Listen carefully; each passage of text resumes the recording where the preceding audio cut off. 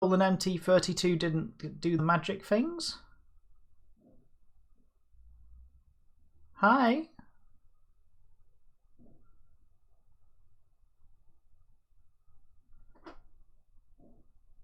Did I plug you into the wrong hole? Yes. If you put things into the wrong holes, they don't work. There we go. Annoyingly.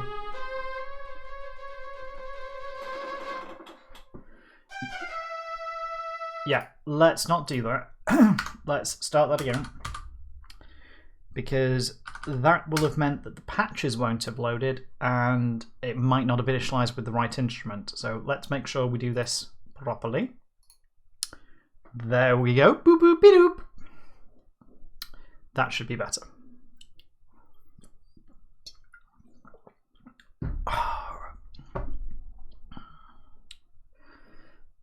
Oh, excuse him. Wow. Those would be the right instruments. Cool. So Ziggy's head's up on the wall.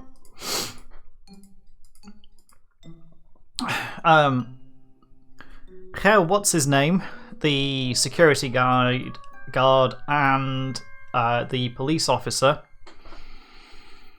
I said my brain was a bit fried tonight. Don't want us to leave.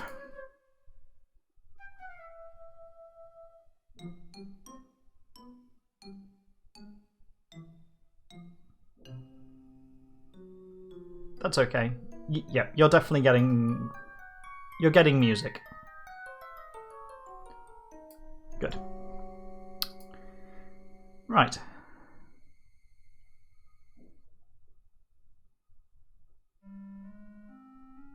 Evening. Yes, Specky go pop.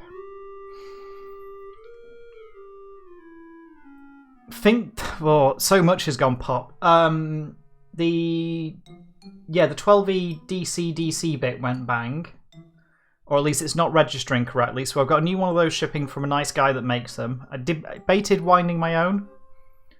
And then went, sod it, let's go get a fresh one. Got replacement RAM chips to do the lower 16K.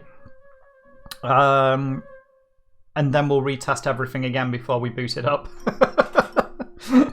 So, you know, I think I need to test it. I think that thing was to blame. To be quite honest, I need to open it up and have a nosy if I can, or at least pin it out. Let me just mute for 2 seconds. Why do I need to do that? I've got a thing here that does that. Nice thing about synthesizers, I can just turn them up and down. Yeah, I've got a Cura micro slot that I was using to try out the combination of the... Oh, sorry, my brain is absolutely fried. Oh!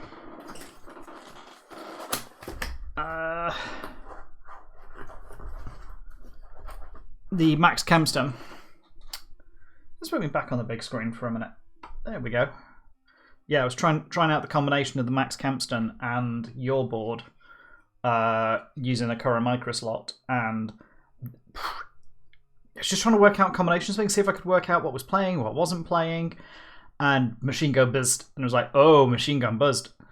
But machine gun buzzed when I introduced this, so yeah, did a voltage check all over. 5 and -5 seems okay. 12 volt is very much not. And as you can see from the photos that were posted up to Mastodon, looks like the RAM's utterly fritzed. So new RAM is ready to go. I've taken out all of the... I've gone sod it. So taken the Z80 off the board, taken the lower RAM off the board, replaced that all with sockets ready to go back in. There's actually a fresh Z80 sat on the desk ready to stick in as well. Well, I say just in case. New CMOS one, so you can, yeah, at least deal with that at the same time. New RAM ready to go in. It's all socketed. Just waiting on the coil, which the guy who's making that up said will be a couple of weeks because he's hand making them. So that's fine. And I need to bip this out. I'm not putting it back in and giving it a try. But I will bip it out and see if there's a fault internally. I mean, all it should be is just a piece of card and some bits of solder, but that moment where you just go, yeah. I've never used it except for, hey, let's randomly stick it on and see if we can, you know, it was something I picked up in a box of spares. Don't use the bloody thing. Won't use it again. So, you know, live and learn. Nice thing about the spec is it's about 24 components and it's mostly repairable, so life happens. But yeah, it's sat on the workbench and it's waiting. And then we can get back to trying to work out what the hell's going on with the ROM carts. I'd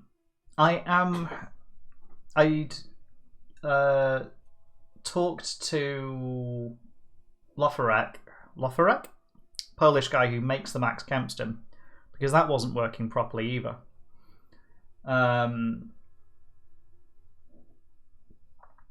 He suggested there might be a problem with the reset circuit on the board. So his suggestion was replace the reset capacitor, which felt like a bit of a... I don't see how that's an issue, but you know, since I'm ripping out whole bunches of everything else and replacing those, I might as well redo that as well at the same time. I mean, the reset cap was done when we did the recap of the board, so I don't suspect that's an issue. But yeah, what's one ohm cap on top of everything else? So we'll get that done. Oh. Meanwhile, as you can hear, I'm absolutely frazzled this week.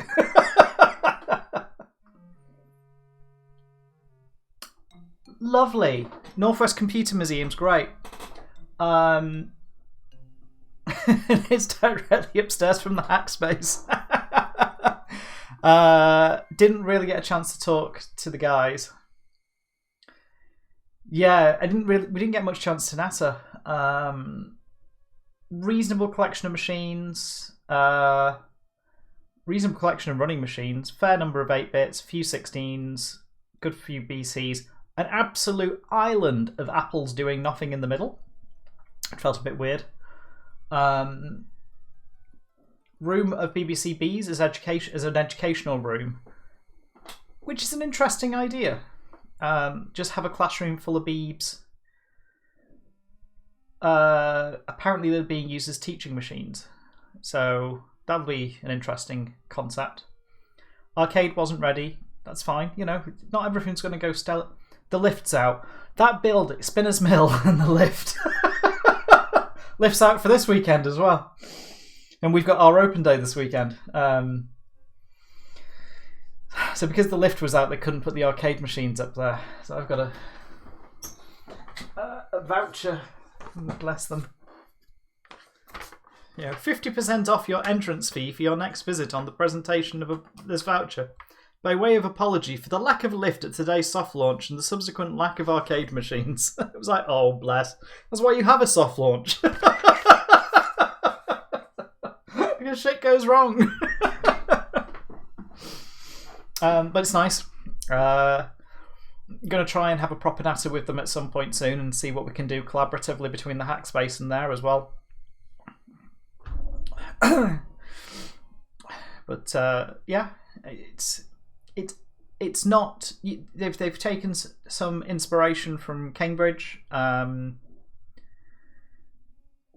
Fair-sized space. Spaces in Spinner's Mill in general are good.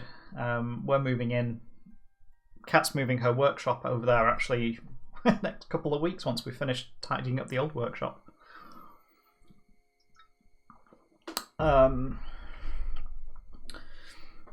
But yeah, it's nice space, ready. You know, I'm curious what they're going to do with it beyond here, open the doors and show people machines. I think the big thing that Cambridge do is they engage, they run events. They do more than just demonstrate machines. I think that's the winning bit of what you do with a space. It's the big question we've got over the hack space is, cool, we've got the space, what do we do now? And beyond a member space, you know, we're keen to get the doors open for members to come in. Same kind of question again. You know, once you've got your machines, you've got a space, what do you do to bring people through the doors? So curious to see what they do to answer that question. But yeah, I'd be keen to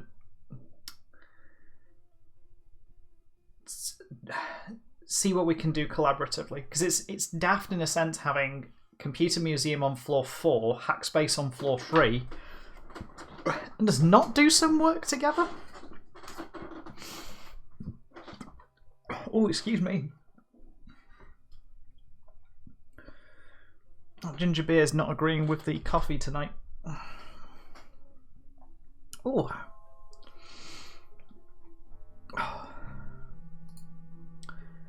Right. Whee! Oh. I think my favourite thing that I spotted in there was an old RM 186 machine, 808-860 machine. Oh, no, it is a 186 machine, isn't it? Yeah.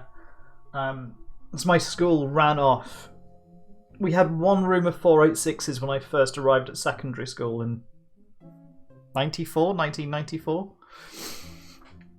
We had 2 rooms of these 186s. What was labelled as 186s.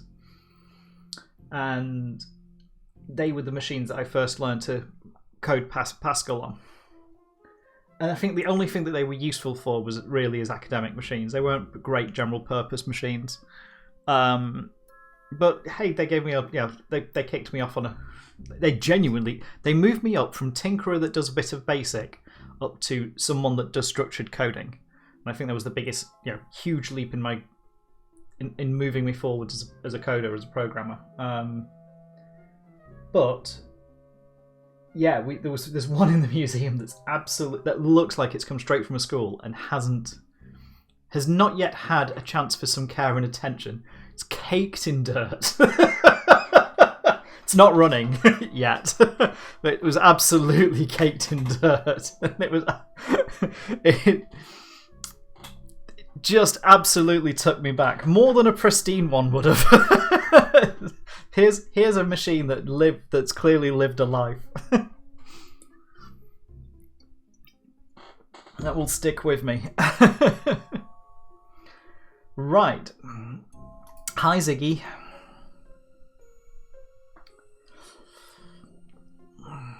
It is. Ziggy's head.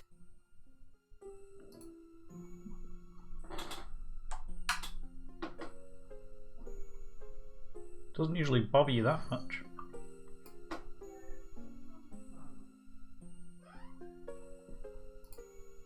It's Ziggy's head.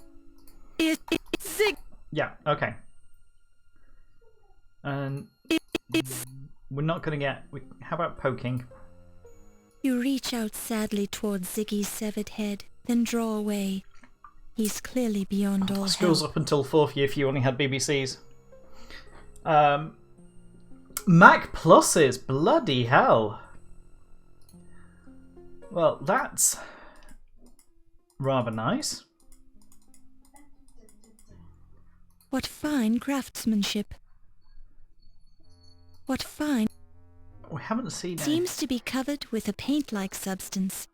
Probably paint. Paint-like substance. Appears to have been applied quite some time ago. Sarcasm. Okay. This is the Life Mask exhibit. You haven't seen this many dead-looking, expressionless faces since your accounting class at the university.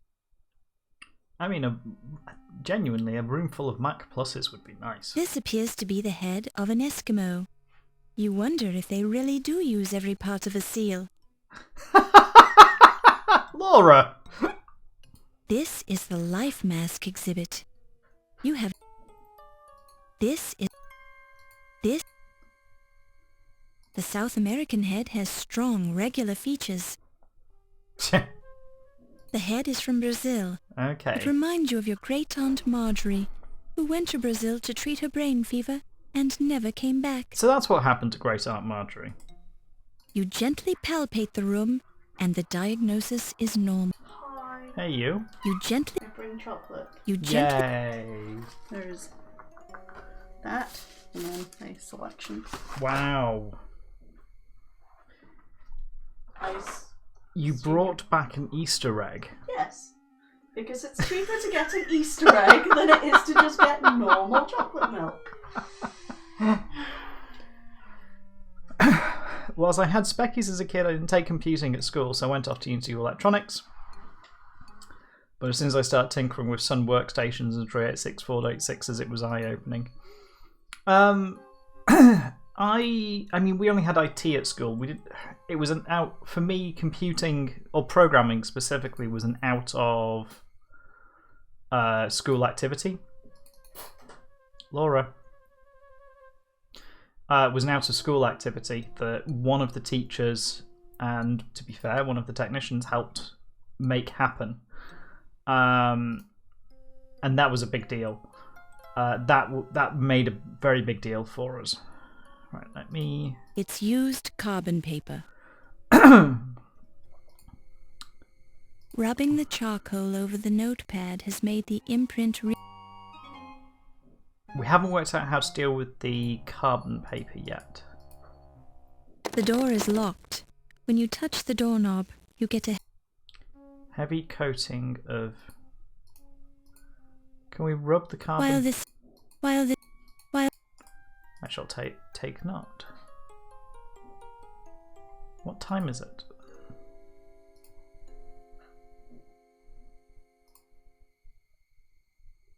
That's not what I wanted.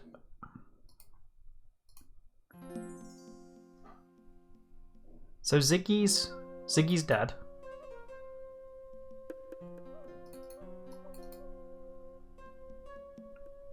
We know about that. I'm trying to work out what our objectives were at this point. Apart from wander aimlessly. Because we're pretty good at that.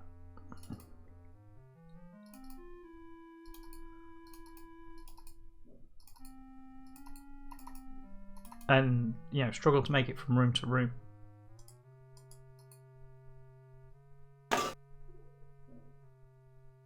We knew about that.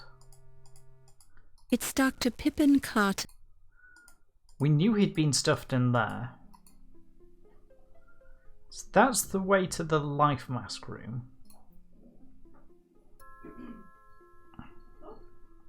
He's dead.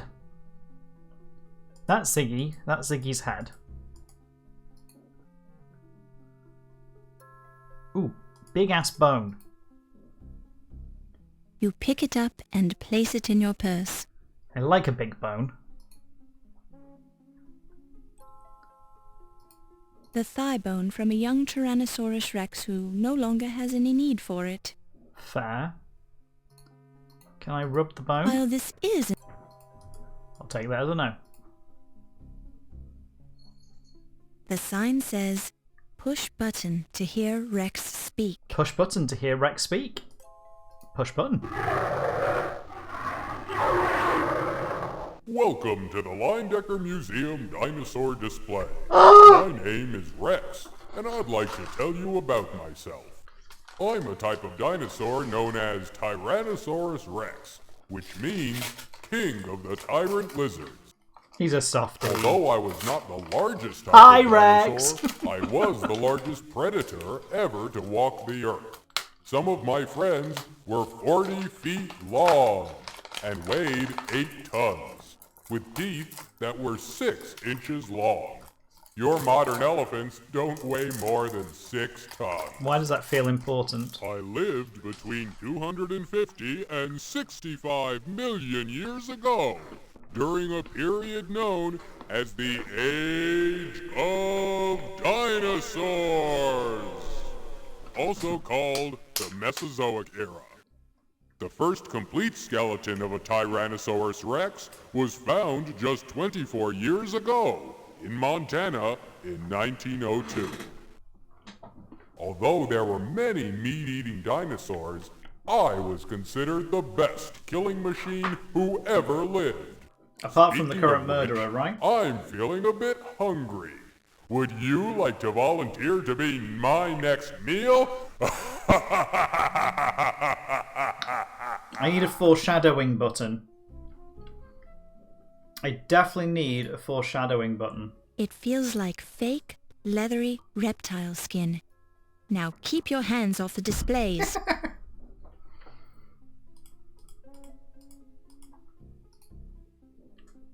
The remaining bones are too small to hold your interest. Okay.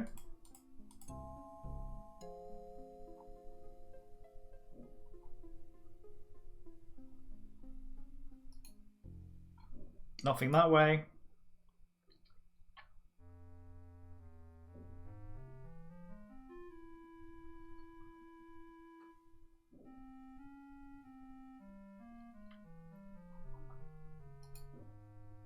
Nothing that way.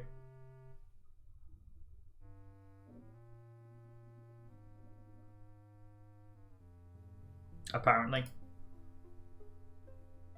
Okay. So the only thing that's that way is Dippy Doofus.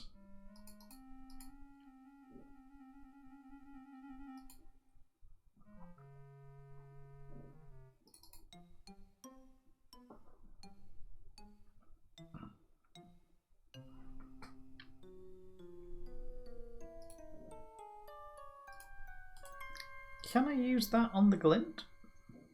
One of the skeletons in the Bosch paint.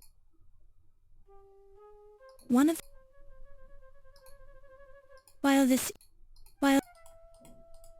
the glint doesn't feels like a typical one of the skeletons in the Bosch painting appears to be Really? You did assembly programming in 5th year? Bloody hell. I think that would have caused issues if we tried assembly programming in school.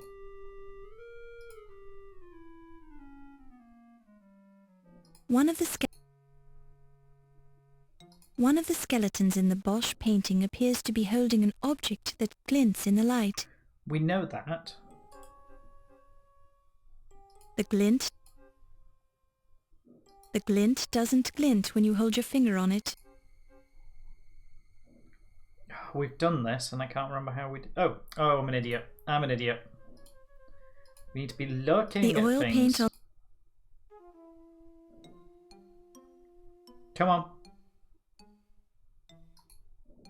There we go.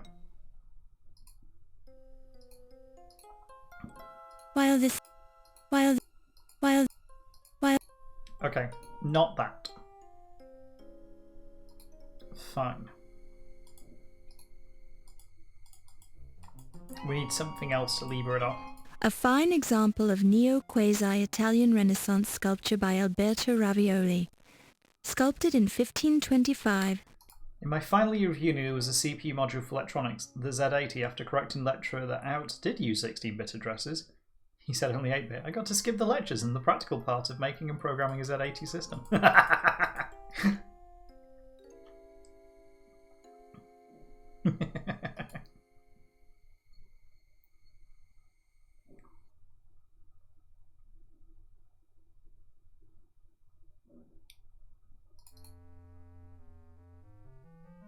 Yeah, my uni course was It's the door. a lot of theory. Mine was very much a computer science course. This door is locked. I would call it 2 heavy years of mathematics. While this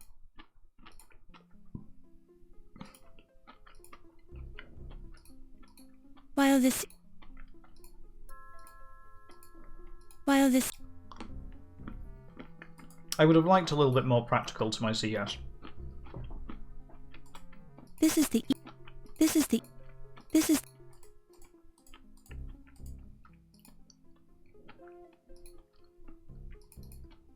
I'm assuming I can't walk out the front door.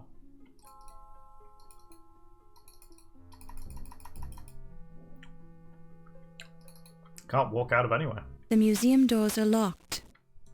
Gonna grab a turkey leg. The food and champagne look good, but you're trying to stay on a diet, so you make the wise decision to leave them alone. I don't feel like that was a great line. Oh.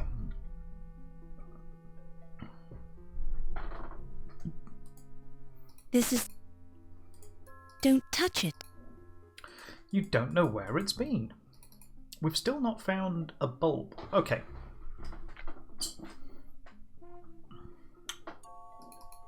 I can't stand all the theoretical nonsense. I mean, I started on a maths and CS degree. And then I switched to CS.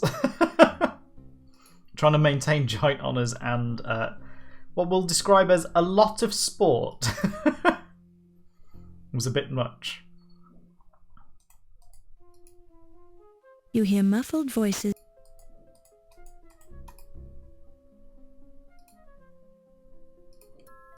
Okay, what's Yvette up to this time? Well, lass, we've known each other a long Oh, time, for love and of I'm Om. not ready to get married yet. But I know one thing for sure. I love you. Oh, my great detective, this feeling, it is mutual. Really? Just be keeping in mind that I'd have to kill you if I ever found out you were sleeping with someone else. What? Oh, you are to be making the little joke, no? Your sense of humor, it is magnifique. I've already had one bad marriage, and it won't happen again. It's been a long time since I've been able to trust anyone as much as I trust you. This is very flattering, my love. I am never to be knowing someone like you either. You're so good and so kind. Well, I try, lass. I try. It's not easy being a cop in this town. The place is lousy with criminals, even in the police force. Oh no, how terrible. Sure, and it's a hard thing when a cop goes bad. I've seen it happen. A cop spends years fighting crime and watching the hoods get rich while he risks his life to make just a few bucks. The first time a cop takes a bribe, it bothers him. Oh, but then it gets easier. You are such a strong man, my Ryan. You would never be accepting the payoff, no? Sure, and I'm shocked that you'd even say such a thing, Yvette. I'm sorry, my love. I should have known better. You'll have to show me how sorry you are. Kiss me. Gladly, my love. How can I resist? What happens if we walk in?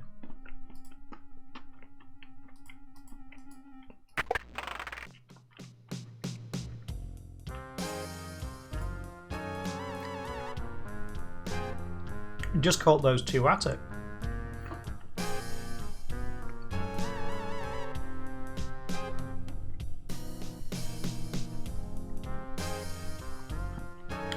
I mean, that's the height of professionalism, right?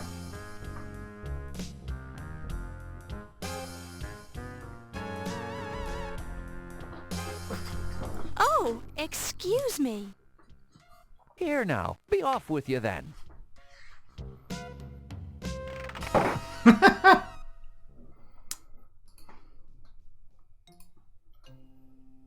The art of the promotion.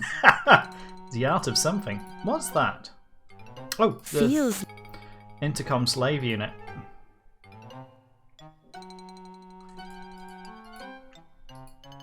Don't touch the stuffed rat. You'll make him nervous.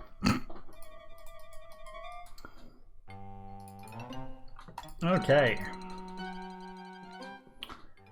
So are they done in there? This door... Door's locked now.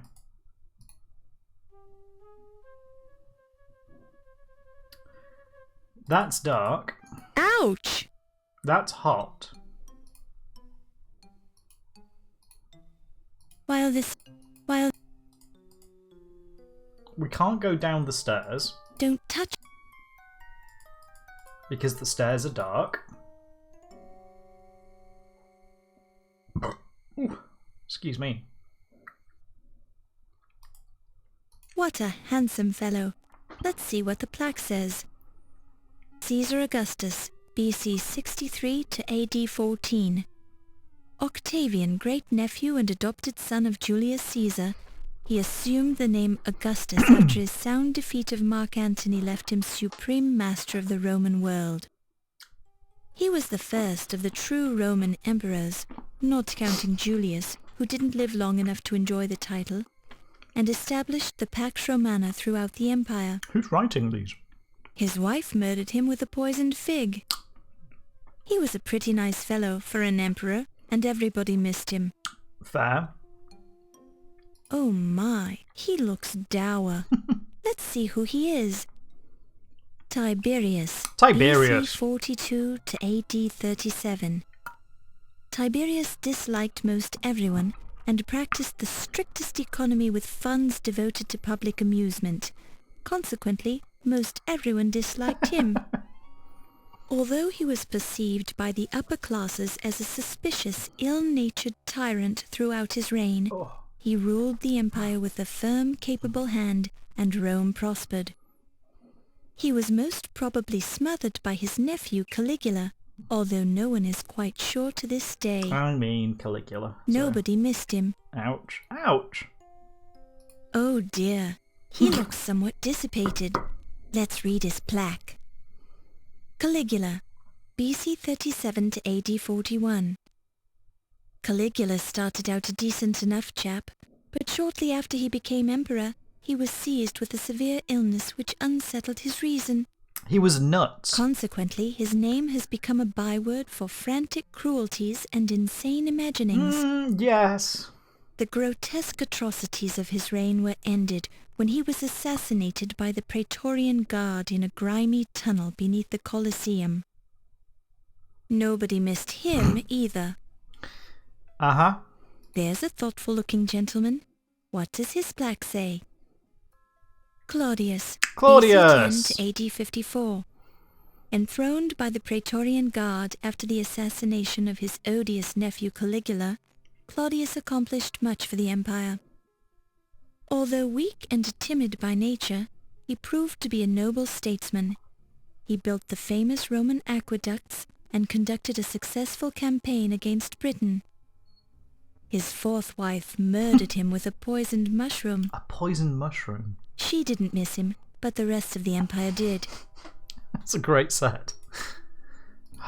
Can we get in yet? Yes, we can.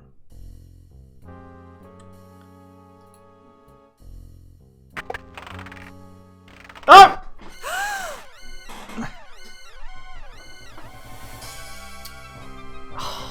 It's a good one, this one.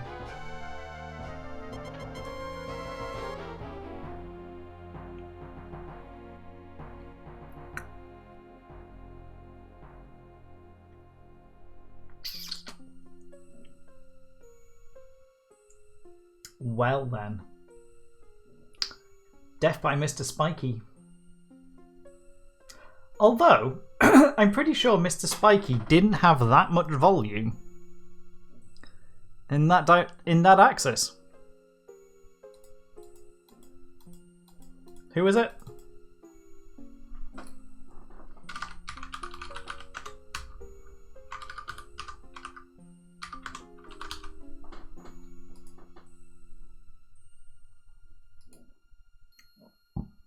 It's dripping blood. It is. Dr. Carrington's head holds no clues Carrington. that you can discover, except for the somewhat pained expression on his face. Okay. It's the pale right hand of Carrington's corpse. The fingers are showing signs of lividity.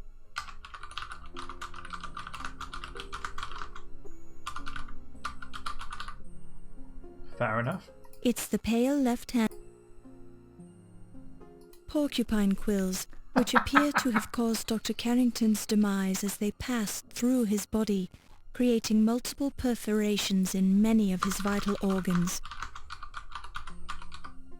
I like the details of the dripping blood. It's a nice touch. The clock's been smashed. The clock appears to have been broken at exactly 12:04 a.m.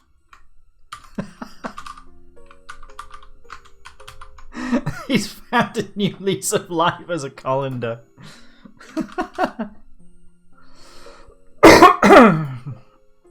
There's a whole series of jokes here about Hole, and I'm too tired to do them. I can't do them.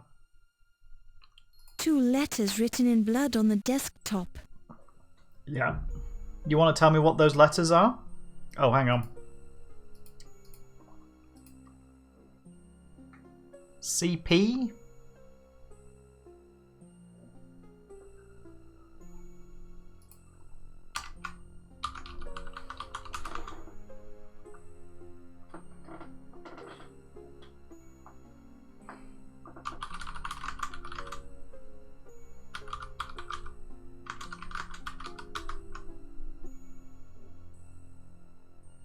I'm thinking CP.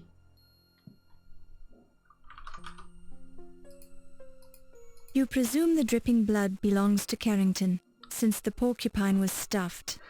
Well done. The fingernails hold no clues, but the right index finger has blood on the end of it, although there are no cuts evident on the hand. So he got impaled and then used his own blood. Yep. The glass on the clock face appears to have been smashed during a struggle. Whether it was a struggle to wind the clock or a struggle for Carrington's life, it's hard to say for certain. Can we pick up? Don't touch it. Don't touch. Can't pick up pieces of that. That's a shame. The note is written in a man's handwriting. Countess and Ziggy at 1 a.m. Medieval armor display.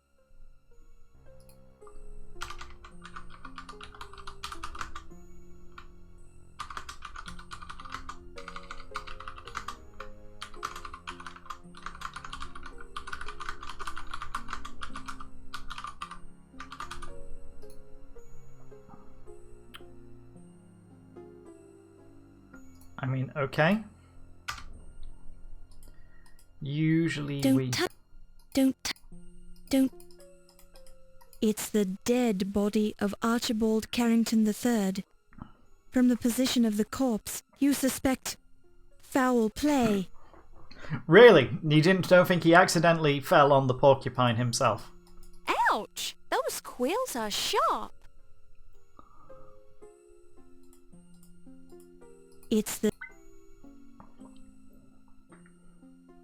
It's not foul play, that's a porcupine. Yep. Judging by the buttons on the intercom, it's the... Don't touch it. Don't That's not the sort of thing you want to examine too closely.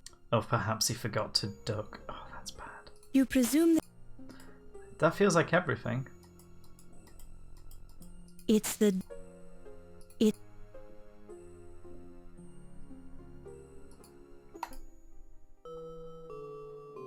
It is 1:45. It's 12:45.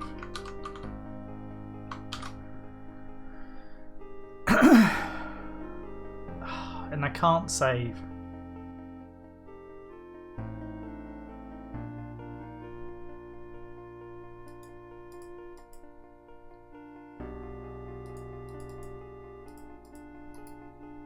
It's a portrait. And we still don't have the combination for that.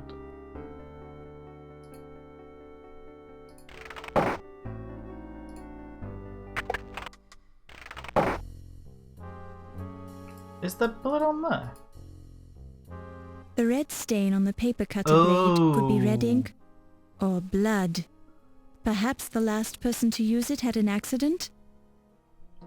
There's blood on the... That wasn't there before, was it?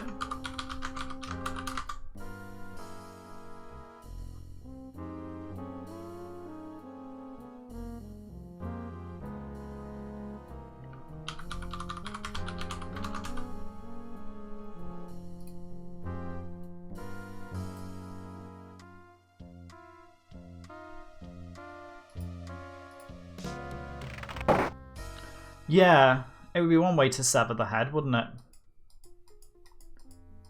Right, I need to get to...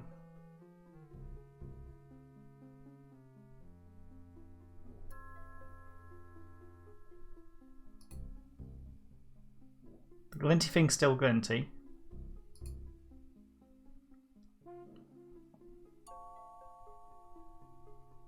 Don't want to be there.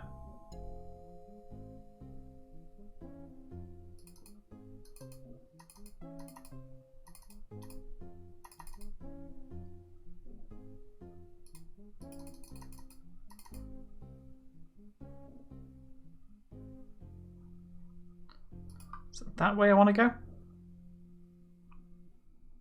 Yes.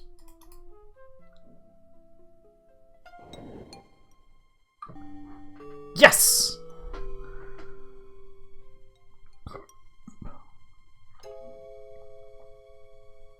What's she carrying?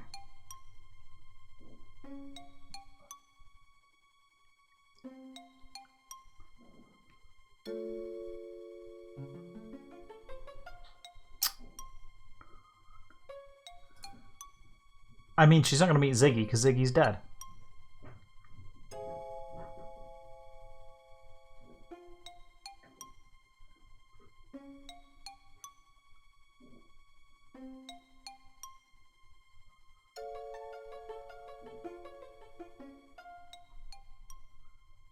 Should we have confronted her?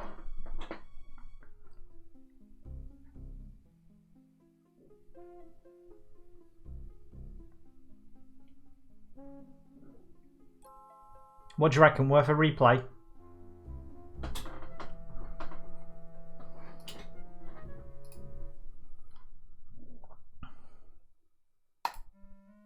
I think it's worth a replay.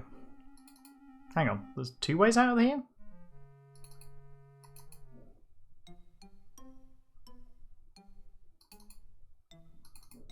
This is where I find out that there's that way.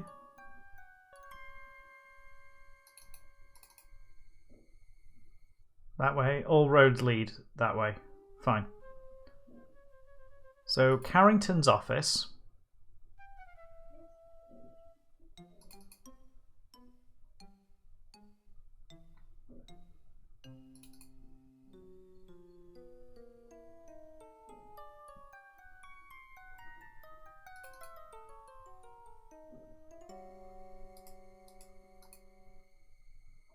You hear muffled. It feels like it's part of the day. You get no... We've already had that.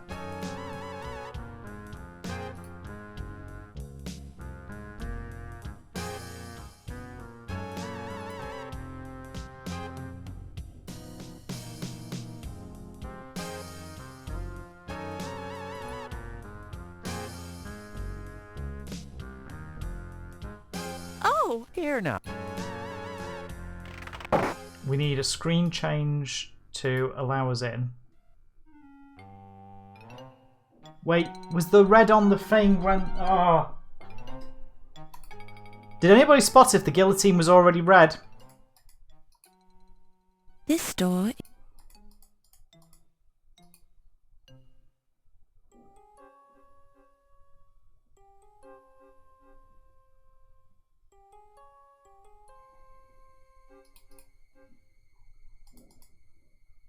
That's Ivetov.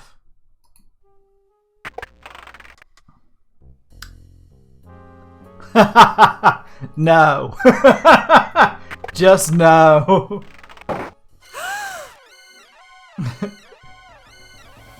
Yep, we know. Very quick. CMP. The fingernails... Neither... It's... The note is written. The glass on the clock face. Okay, that's Carrington. That's 1:45.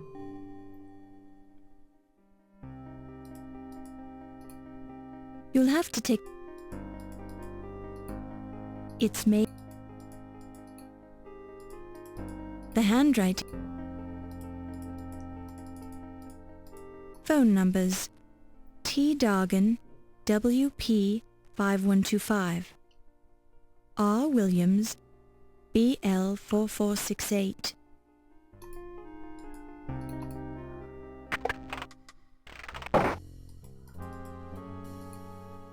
And a convenient head The red removal stick. store.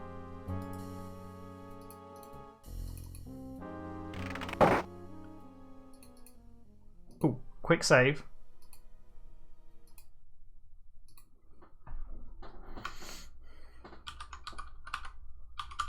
Spineless.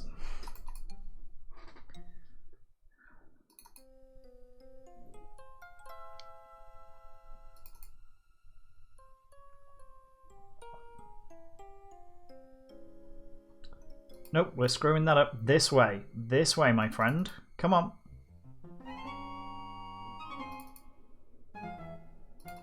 Just ignore the piles of dead bodies around the place. Where did you end? Ooh. Oh, God. No. How did you get there?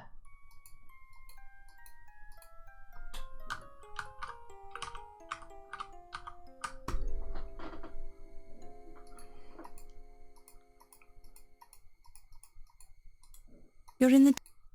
Your finger... You read the glance clipped to the outside of the folder is a small...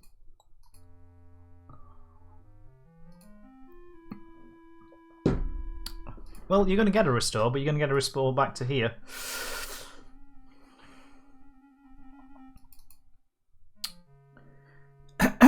Okay. No, no, no, no, no, no, no. This way. This way. We already have the bone, I think. Pretty sure we have the bone? Oh, I want that room.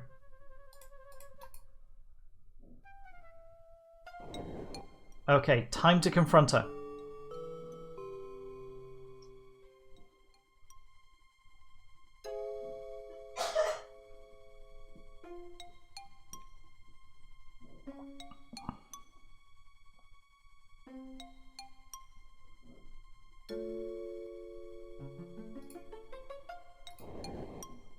Well, well. Good evening, Countess. There we go. What are you doing here? I just happened to be hiding behind the tapestry. Subtle. You're lying. How could you tell? Nobody just happens to hide behind a museum tapestry. And nobody just walks around inside a museum late at night with paintings under their arms. Paintings? Oh, you mean these paintings? Uh-huh. I just found them laying around on the floor and I picked them up so no one would step on them. I don't think so. You don't think so? Are you accusing me of something, you silly girl? What do you think? I think you're a rude girl who needs to learn some manners. The nerve going around accusing people of stealing paintings. Did I say anything about you stealing them? Well, of course you did. Don't try to trick me, girl. I've got more tricks than you have brain cells. One Yeah. thing I have to ask myself is, why did you bring those paintings to a meeting with Dr. Carrington this time of night? How did you know I was meeting Dr. Carrington? I found a note beside his body. His body? You talk about him like he was dead. He is dead. Yes, he is. Dead as a doorknob. You didn't know about it? You're trying to trick me again. Dr. Carrington is alive and well and working in his office. Well, you're right about him being in his office, but he's quite dead, I assure you. Oh my God! And you seem to be a logical murder suspect. Wait a second. You're not going to pin this one on me. I didn't have anything to do with it. Why would I want to kill him? We've got a perfectly good art burglar. Ah! Art burglary? I think I said too much. If you're trying to convince me that you're not the murderer, you're not doing a very good job of it.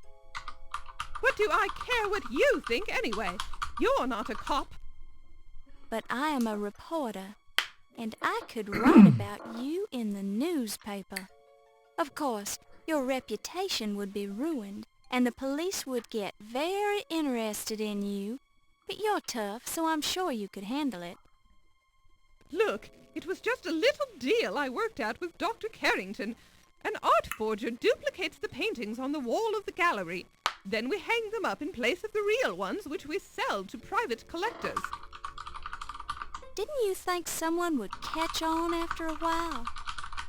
Are you kidding? That's the beauty of the plan. When we had replaced all the paintings, we were going to slash them and make it look like someone vandalized the real paintings. No one would ever think we'd go to the trouble of forging paintings just to destroy them. I mean, And it's pretty Carrington good. is here to see that no one gets too nosy. You mean he was here? I swear I didn't have anything to do with his death. He was my cash cow. I brought him over from Europe just for this reason. Now that's it. I'm not saying any more about it.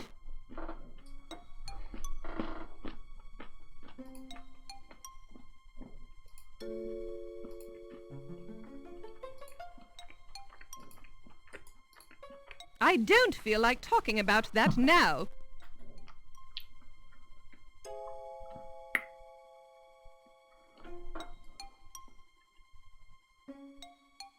Okay. Well, that was good.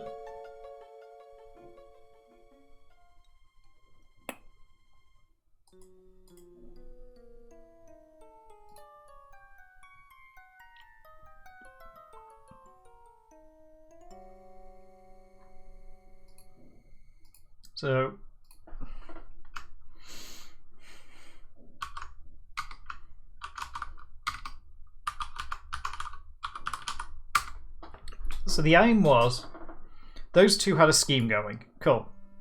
That was great.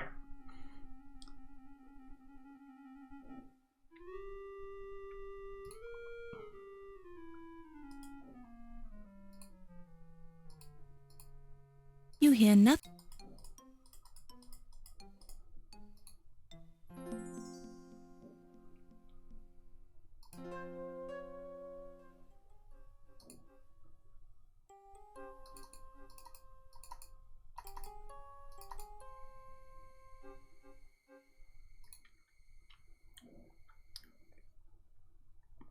She's off.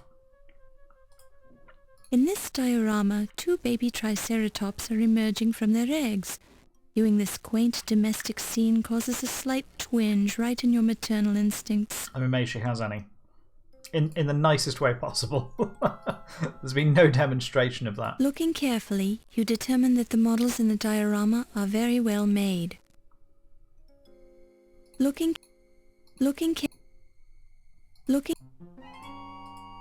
They're part of the diorama. You can't take the eggs. That's a shame. Don't touch it. Don't touch.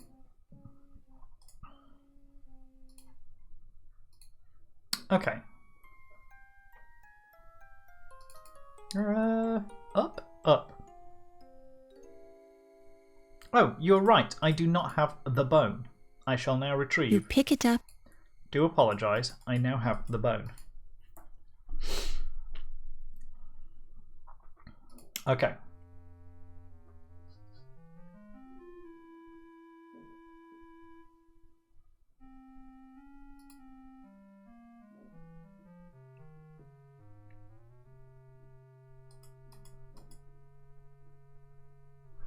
I just need to have a quick read of that.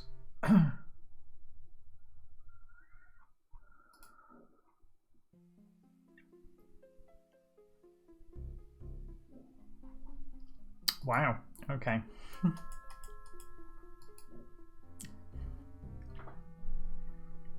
Well, in continuing news, there's more issues with the lift.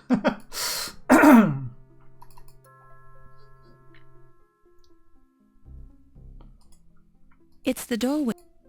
So we can't get into the gift shop. Can we look at this? That's That's... She won't examine the door to the gift shop. I'm still pretty sure I need a bulb.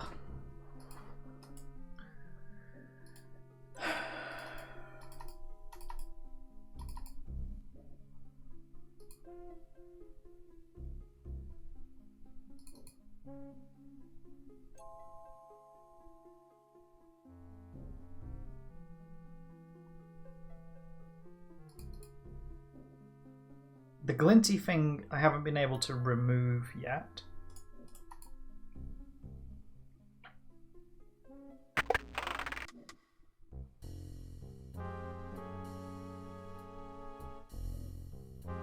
The wood file drawer is locked. Yvette is the only person who can open it. Interesting. The wood file...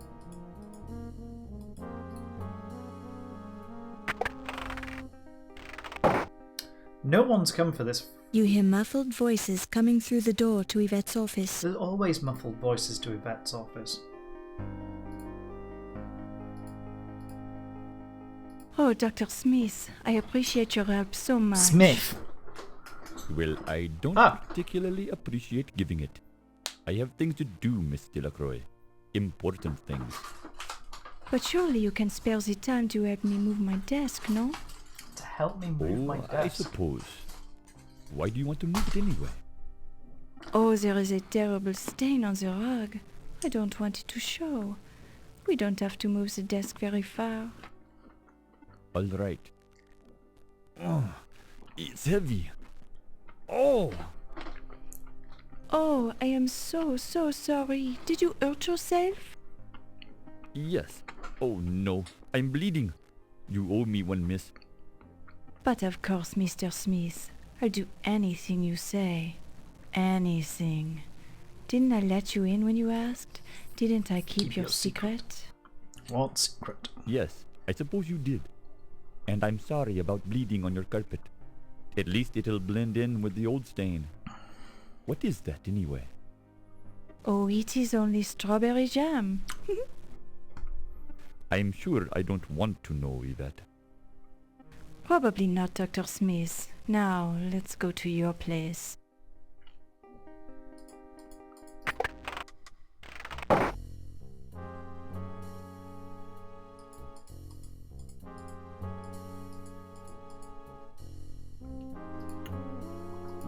It's not just me. That hasn't moved. Now has it? you're absolutely certain. Tiny dust mites are barely visible, crawling around in the fibers and dust in the rug. An Art Deco rug. Yvette covered the rug with the desk because she hates the Art Deco style, even though it's very trendy right now. A scuffed wooden floor. Hang on. There's a homey old Norwegian phrase stitched into this needlepoint. An axe in the hand is worth two in the bush. Words to live by. They're too high on the wall. Besides, you have no use for them. Mm-hmm.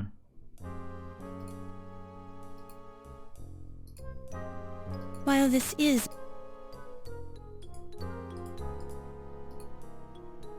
Bulb? I don't want you to turn it off.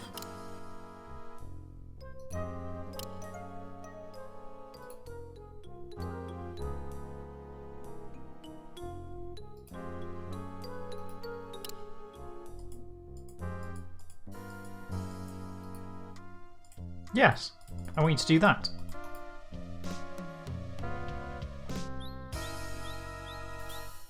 You pick it up and place it in your purse. That felt like something I should have done ages ago. Oh well.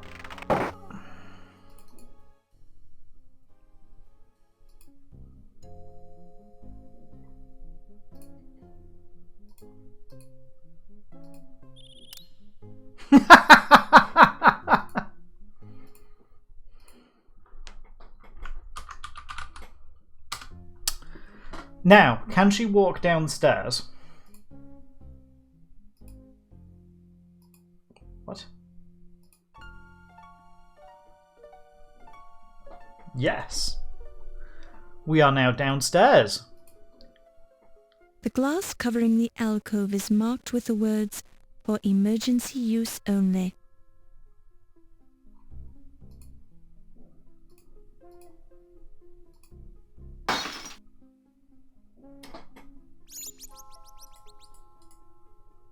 The fuck is that? You pick it up and place it in your purse. We saw the thing flying past, right? A Ruhmkorff coil lantern with a hand crank on the base. A closer examination reveals these words on the base of the lantern. Go on. Ruhmkorff's coil consists of a coil of copper wire insulated by a silk covering surrounded by another coil of fine insulated wire in which a momentary current is induced when a current is passed through the inner coil from a voltaic battery charged by a hand crank. When the apparatus is in action, the gas becomes luminous, producing a white and continued light. The lantern will burn beneath the deepest waters and safely among flammable gases. Oh, not what I expected. Ruhmkorff, an able and learned chemist, discovered the induction coil. In 1864, he obtained the Great French Prize for this ingenious application of electricity. Not only that, but he was a great dancer too. Of course he was. Okay.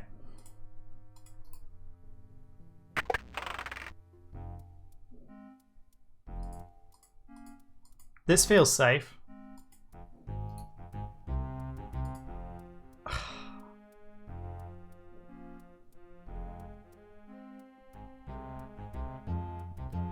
On a scale of 1 to 6... Fuck it.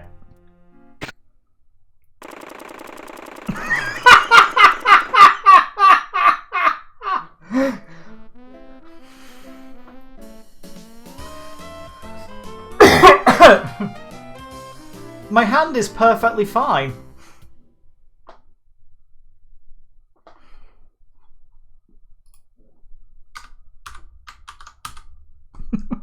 Up goes the counter.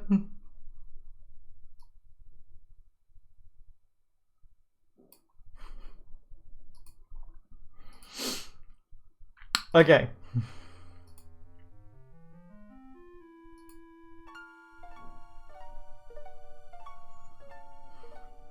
So, do smash glass.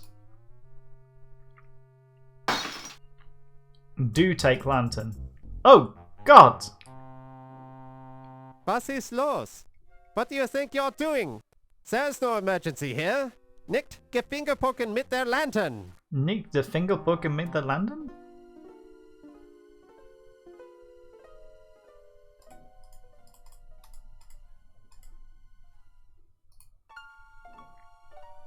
Is he just going to be there?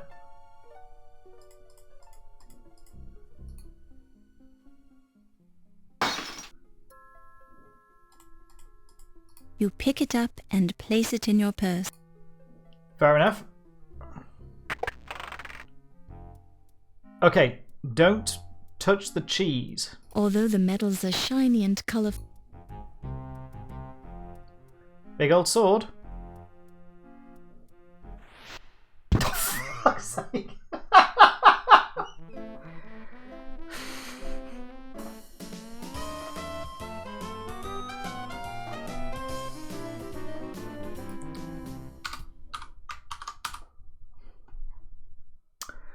Five.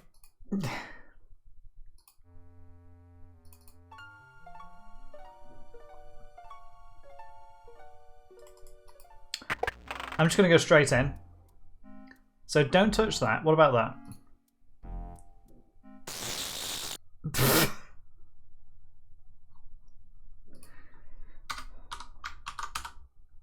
Oh! No! Zoom! Back one!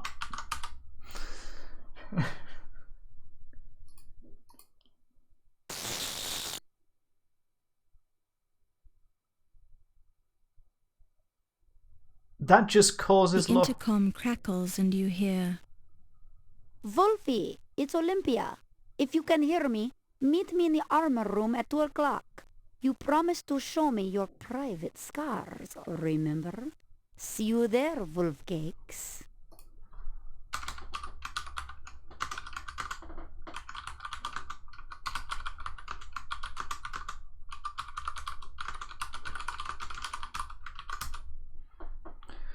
Okay.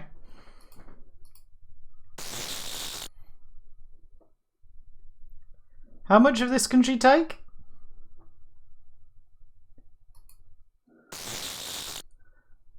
Being electrocuted's not fun.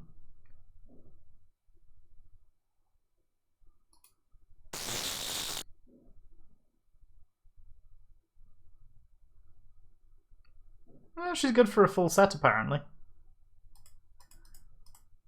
A variety of shiny medals. 2 of them, with packs of dogs carrying birds in their mouths, are marked with the word Reichsjagdgebrauchshundverband. Others appear to be merit badges for the German youth equivalent of the Boy Scouts. Oh, bless. Looks can be deceiving. I mean, definitely in this place. You admire the fine workmanship of the desk blotter. A small imprint in gold lettering reads, Acme Desk Blotters, when you deserve the best for your desk. When Wolf Heimlich mathematically centered this blotter on his desk, he glued it in place so that it would never be accidentally moved. As a result, you can't move it. Don't touch it.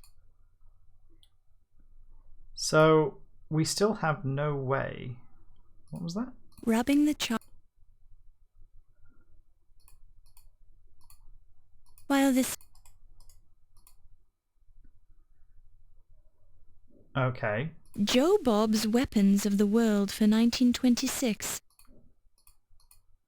This bookshelf is dedicated to the topic of modern weaponry. These are books on art forgery. While the topics of these... These are... This bookshelf is dedicated to the topic of medieval weaponry. Yeah. This bookshelf is... This bookshelf... Apparently these gardening books were left here by the previous tenant of this office. This bookshelf is dedicated to a complete collection of the Encyclopedia of Interrogation and Torture. 2's my limit for... This bookshelf is dedicated to the topic of animal trap. While the topics... I mean, the book on art forgery is pretty good going. It's a length of wire. Don't touch it. I would love you to just... Don't touch it. Pull the wire. This bookshelf is... This bookshelf... This book... These are book... A series of books on torture without leaving scars. There's a lot of books. This bookshelf is... Animal traps. This bookshelf is dedicated to the topic of museum security, including such books as Criminals Among Us. While the top... This bookshelf is... This bookshelf... This bookshelf...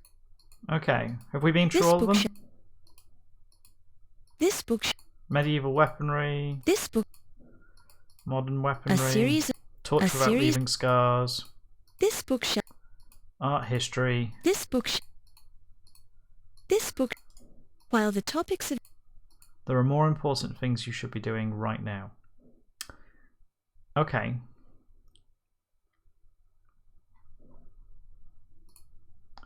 Can we use the bone to knock the cheese off the trap?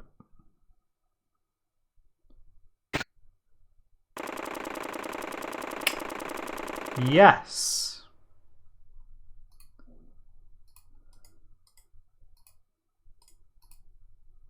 You pick it up and place it in your purse. We now have cheese. The trap has been triggered, but we win.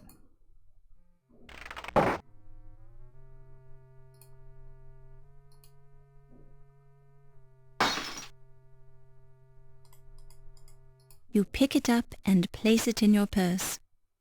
It is a bit of a Mary Poppins hat stand. Bit Mary Poppins bag.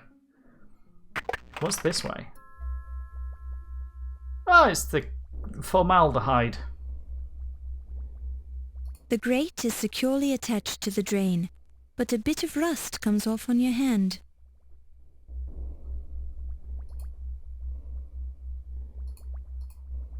While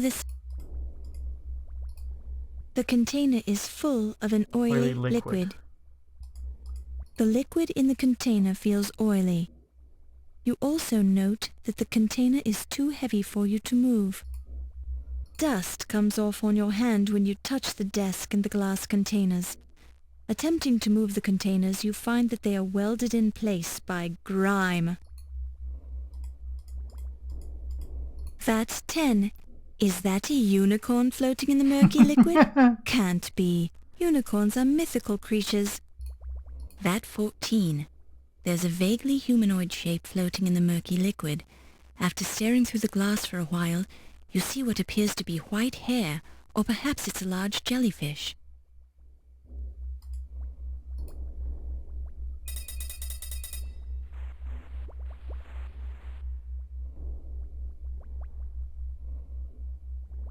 Wielding your skimming net with authority, you probe around in the vat, completely ignoring the corpse of a king who keeps getting in the way of your search.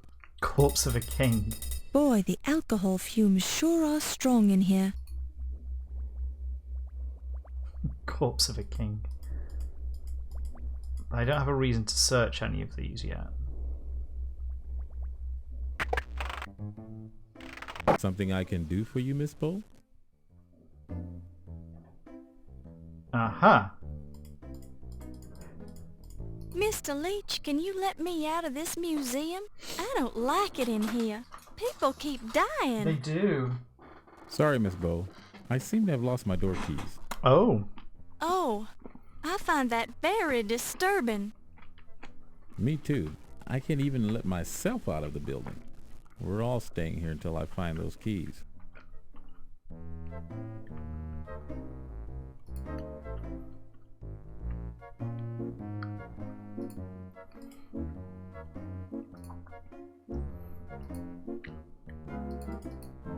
Well, I don't see the gent too often.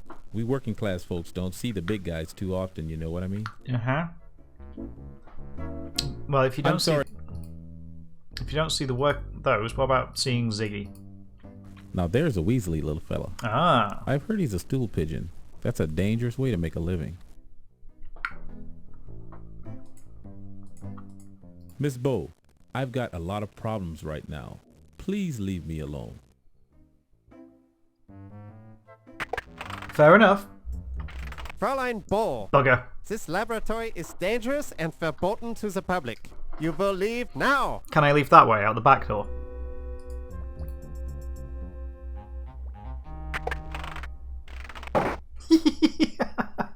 Probably not what he intended, but...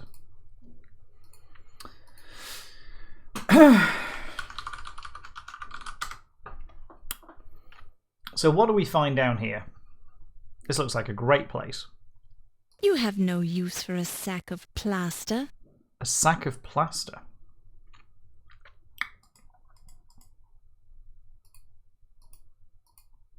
It's too high up for you to examine with a magnifying glass, but fortunately there's nothing telltale on the sack of plaster. I mean, a museum's got a lot of use for a sack of plaster, right? The label reads, "Guaranteed to ward off poisonous snakes, or your money back." Snake oil. You pick it up and place it in your purse. Hi. It looks like a ferret.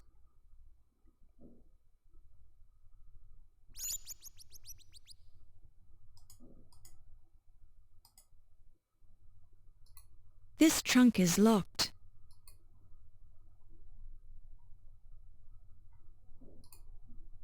You find plenty of scratches, dents, and gouges, but nothing unusual for a steamer trunk. Would that be the steamer trunk that came in?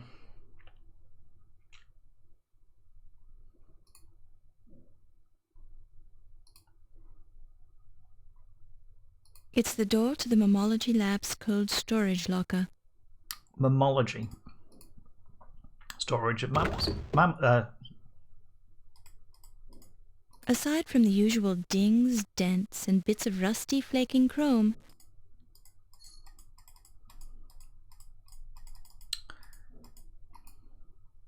Steak. You pick it up and place it in your purse. Steak. Don't touch it. Don't. Lugging the contents of this seems to be nothing more than a solidly built crate. Seems to be lugging the...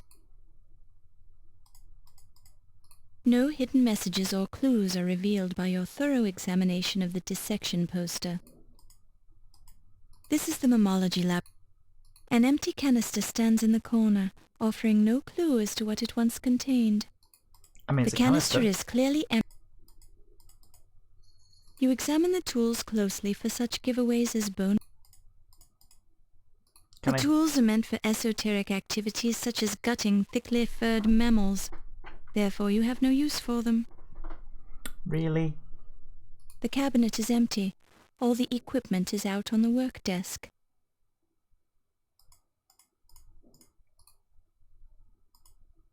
Shelves line the walls of the lab. Anything It's useful? the door to the... This is the... There's an array of lab equipment scattered around the top of the table. The shelf is crammed. None of the equipment... You can neither move... You can... Okay. We didn't look at the shelves. The labels. There's labels. You examine the crate carefully, but discover nothing of importance. Going over the crate inch by inch, under close inspection you find several gorilla hairs protruding from the thin cracks between the slats. Not much of a packing job, but nor is there anything suspicious about this. Oh. But what we do have...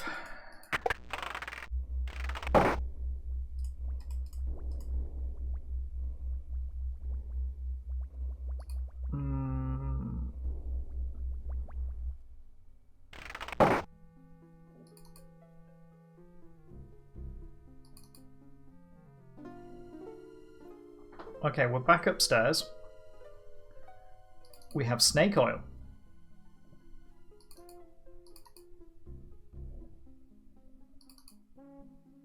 And a lamp.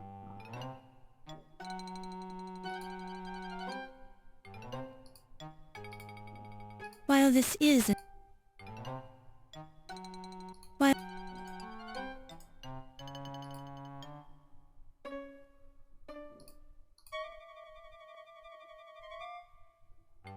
Okay, lamp on. Don't touch... Jeepers, Laura, not in front of witnesses. Don't... Jeepers... What witnesses? There's no one here. Ooh!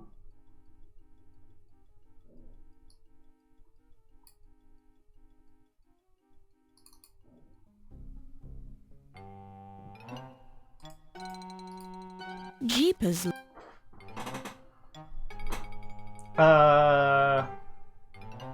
Don't touch it. The skull of the long-extinct horned rhesus, known in academic circles to be the source of much controversy regarding it as evidence for the extraterrestrial origin of primate evolution. The skull is a... The skull... That was the thing that turned that, wasn't it?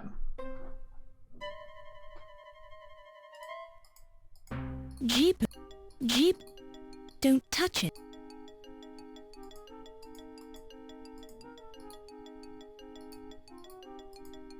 Don't touch... Don't touch...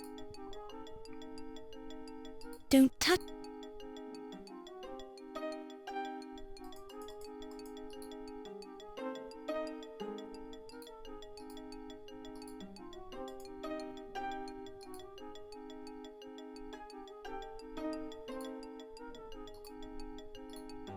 While this is...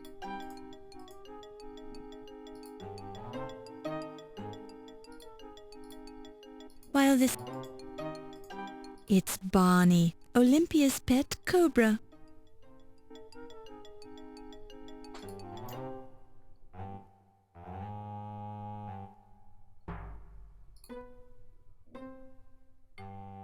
Snake oil on the steak. While this is Nope. while this But I was sure. Jeepers. Don't. Jeep.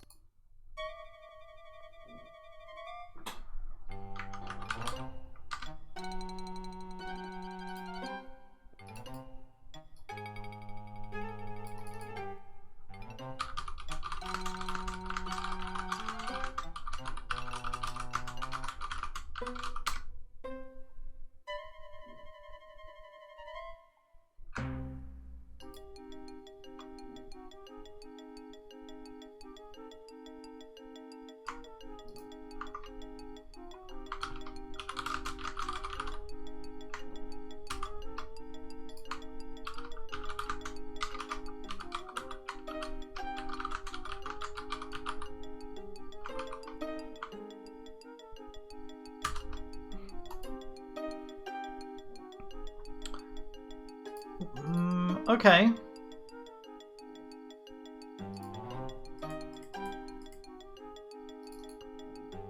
It's going to be one of those weird moments where you have to just wander around for a bit.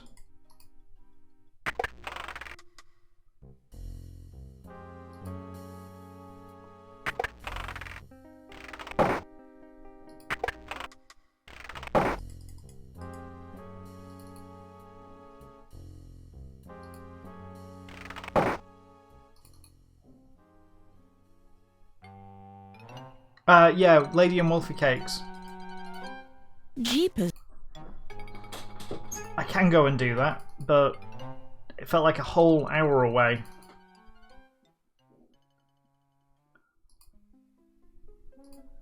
And we still haven't got anything sharp to do that with.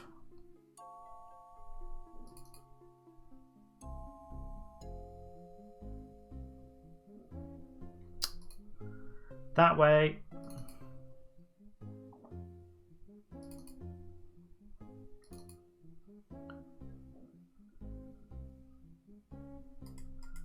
How much time do we spend behind here?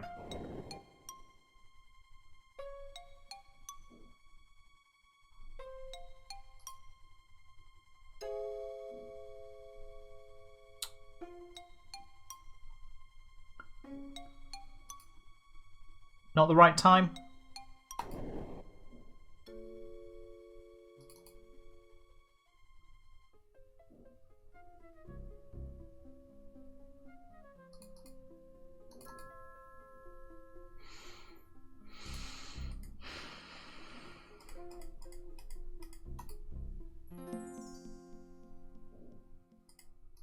The mummified corpse of Amenophis in the 5th year of his reign. We also know that Amenophis was a might. Now he's dead. Yeah.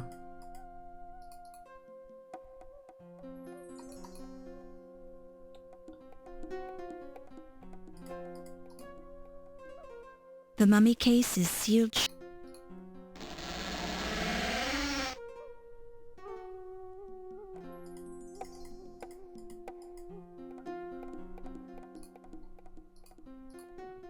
while this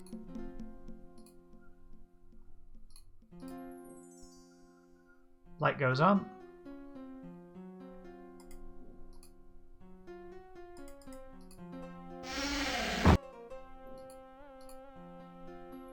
A peek into the mummy case reveals that Pippin's body has been removed.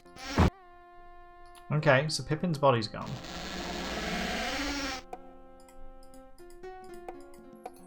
A mummy coffin built during the 19th dynasty. Inside and outside, both coffin and cover are decorated with large figures of gods, vignettes, and inscriptions from the Book of the Dead, as well as emblems and decorations painted in bright colors. An outer mummy coffin, whose cartouches identify the occupant as Hatshepsut, the female pharaoh, daughter of Thothmes I. The inner coffin is located to the right of this one. The mummy case is sealed shut.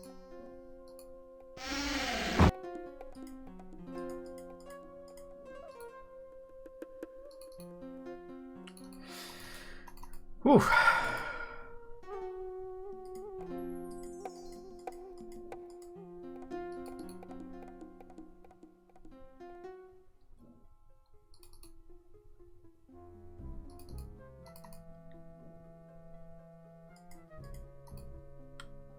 Definitely not. Nope. Okay, fine. And The chest feels like wood.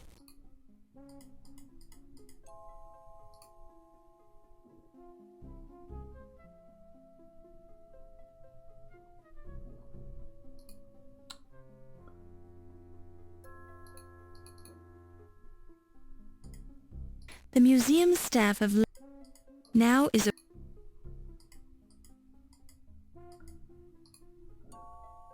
over we go.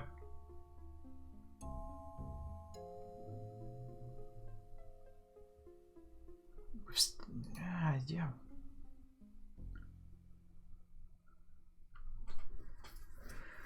Glinty Thing doesn't want to be removed. I feel like downstairs is now open to us, so more stuff should be going on downstairs. Carrington's room.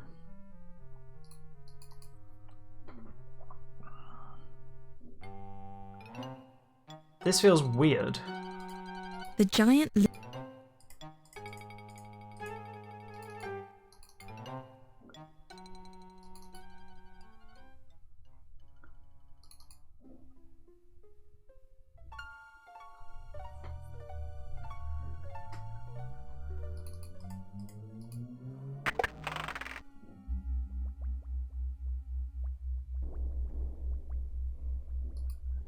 Unicorn!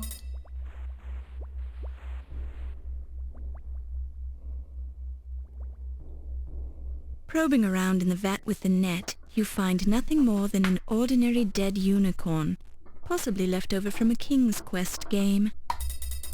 Boy, the alcohol fumes sure are strong in here.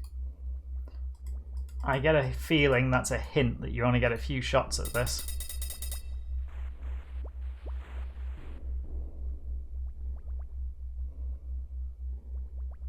They're small, cute, furry, and dead. They're lemmings. The group in this vat seems to have committed mass suicide by drowning themselves in alcohol. Such are the dangers of drinking and driving.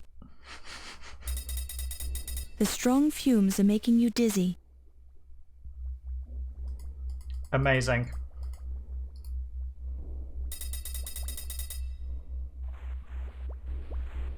The strong fumes are making you very dizzy. Oh, we're going for a death. In we go! You're in a heck of a pickle now. Okay, back to close shop. Splish splash and she takes a bath, and we are up to 6 deaths. Oh. Pick up the snake oil. This Daisy will furiously flash across the floor on fleet ferret feet if you try to catch her. Daisy. Have you ever wondered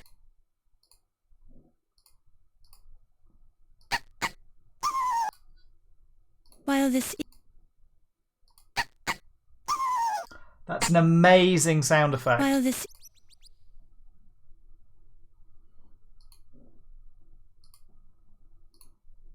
it looks like a fairy.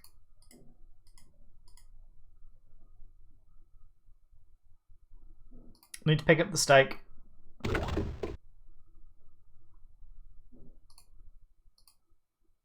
You pick it up and place it in your purse. Because we're neat and tidy, close that back up again. Don't. Oof. The grate is securely attached to the drain.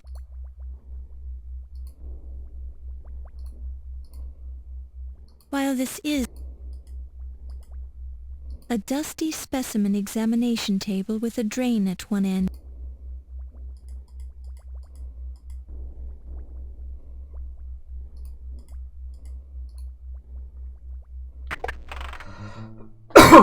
Oh.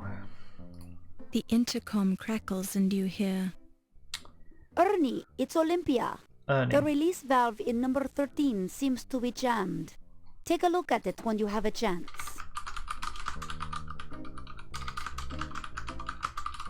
VAT 13. What's that?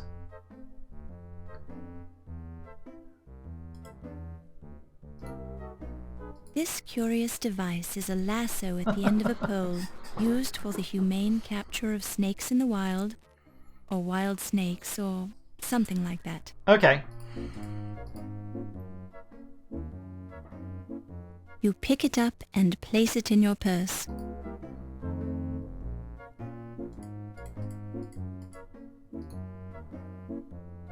Alcohol VAT Ernie's book. index to the stored items in the alcohol vats.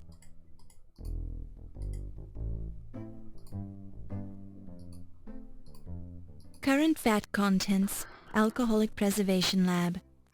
1. Koala bears. Edward of Daventry. 2. Fucking Turtles. brilliant. 3. Snakes.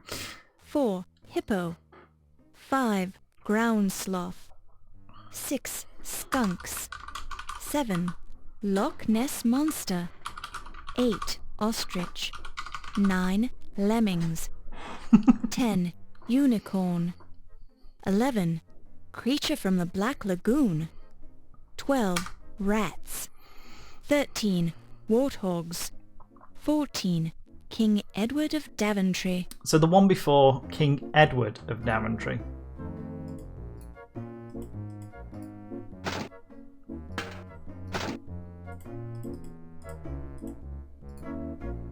Pliers.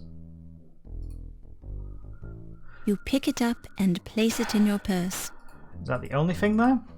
Upon close inspection, an old tool. Okay.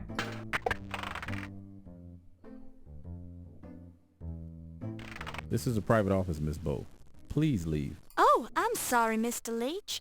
I thought this was just a storage room. I'll leave now. Fair enough. 13. King Edward of Daventry and...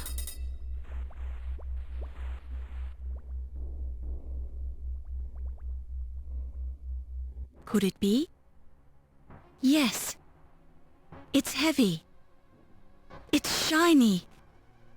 It's real gold. Mix it, mix it, mix It's got a it! sharp point at one end. It's the Dagger of Amon Ra. We've got the dagger, folks.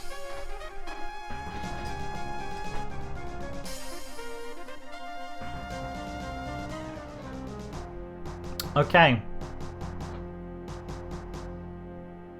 You pick it up and place it in your purse. Like everything else. Boy, the alcohol fumes sure are strong in here.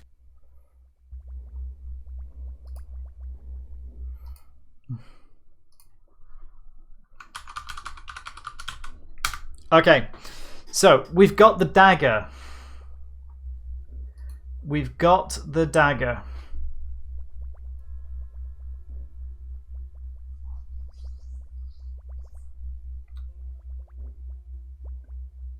We're not out of the woods yet, but we've got the dagger.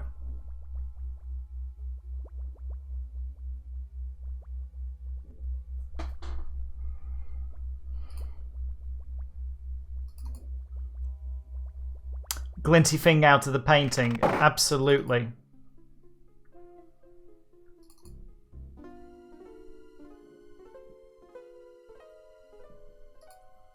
Yes, we're going to absolutely use an artifact to remove a glinty thing out of the painting.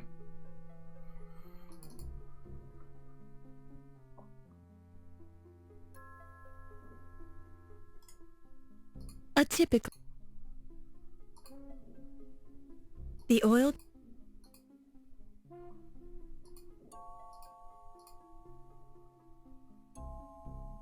While this...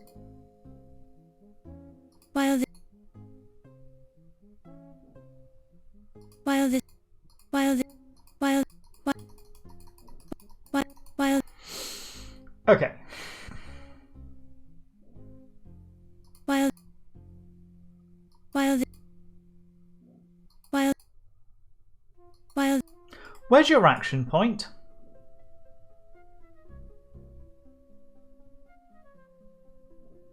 Anonymous Bosch was known for the realistic look of his paint. The skeleton key is firmly affixed to the Bosch painting with... While this is an interesting approach, it's...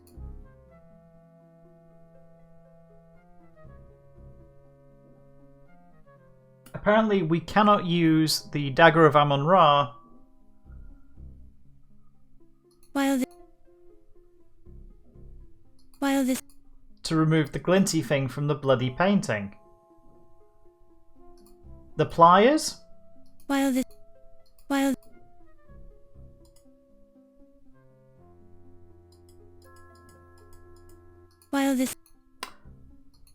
No.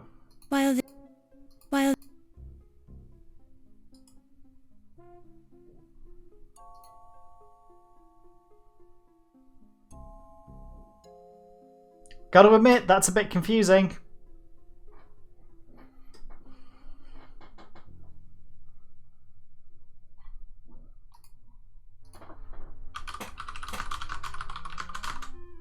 Gonna check I'm not...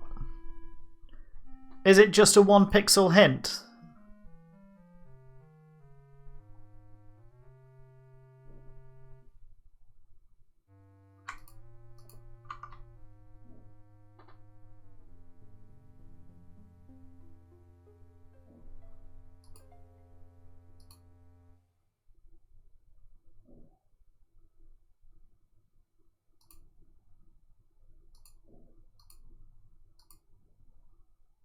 Apparently, the knife will do it.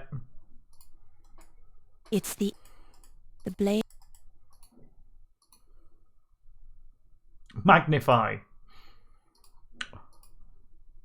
Inspecting the painting carefully, you note... Ah! Magnify the magnify. Jeepers, Laura. Oh, for fuck's sake. Fuck off. Right, she's gone.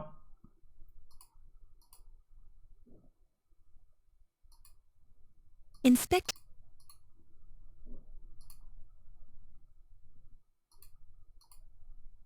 With careful use of the dagger, you manage to pry the skeleton key off the Bosch painting without any serious damage. Right, close that down.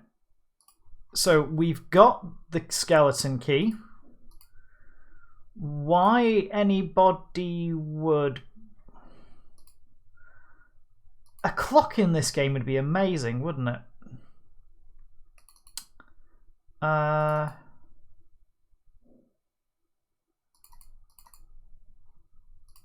We've got to be getting close to 2. Oh no, not again! No!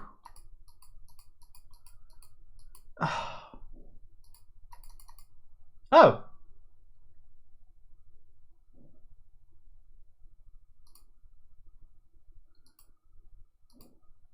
Ah, turns out you can fix that.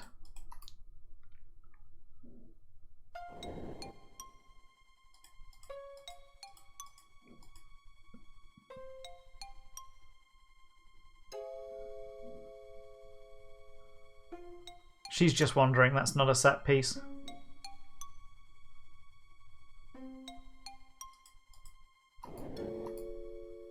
Okay.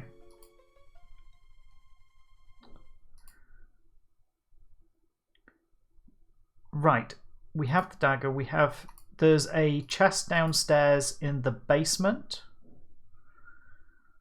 Not this way. This way.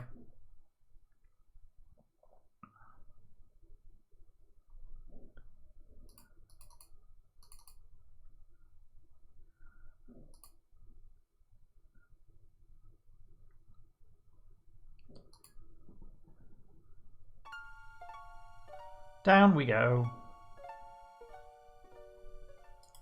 That way.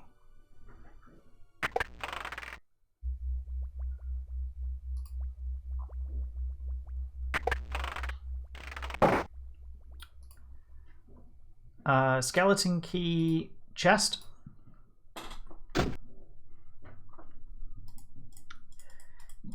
The trunk has a name tag identifying it as part of Carrington's personal luggage. Beside it is another sticker emblazoned with the logo Andrea Doria. Oh, for fuck's sake.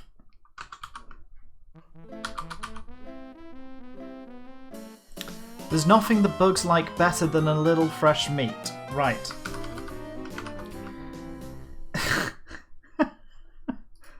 Up goes the counter.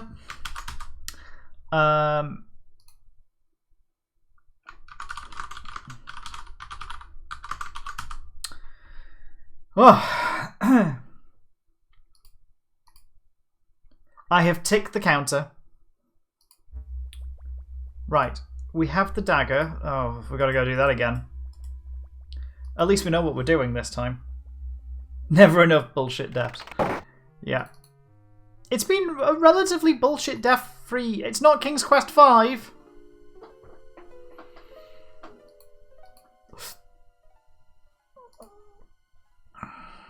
It's definitely not King's Quest V.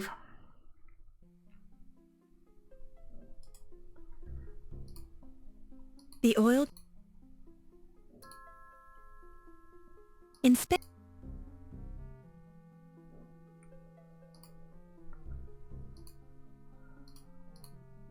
With care... Okay. Down we go.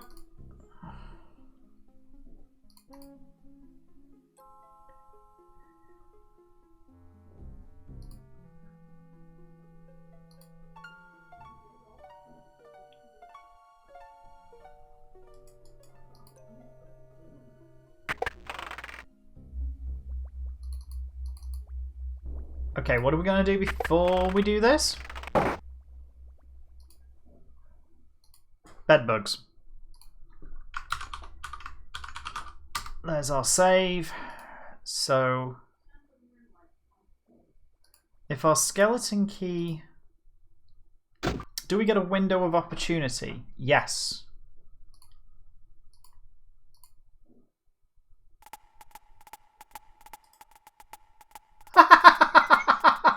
That's genius. They just carry it off. Oh! Ah!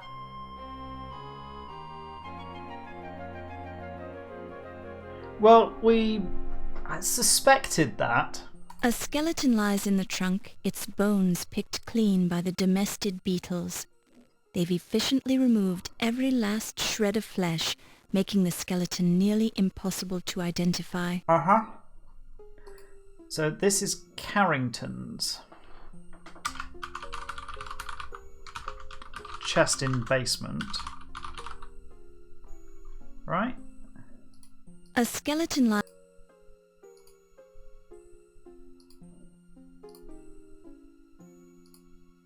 Hi. Is there a time on that? You pick it up and place it in your purse. Oh.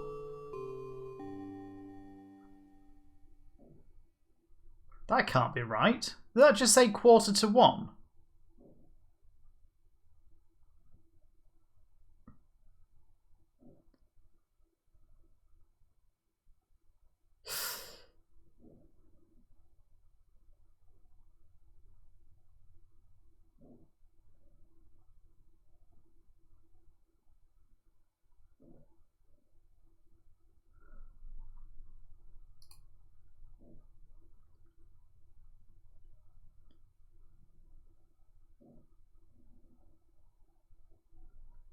Let's have a look at that again. A valuable gold pocket watch. Gold pocket watch. A close look reveals an inscription on the watch. To Dr. Archibald Carrington III for your years of dedicated service, many thanks from your staff at the British Museum. Andrea Doria.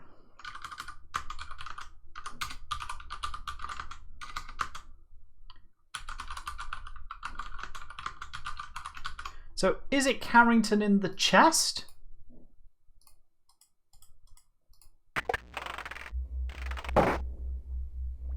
You hear muffled voices coming through the door to Ernie's office. Ooh.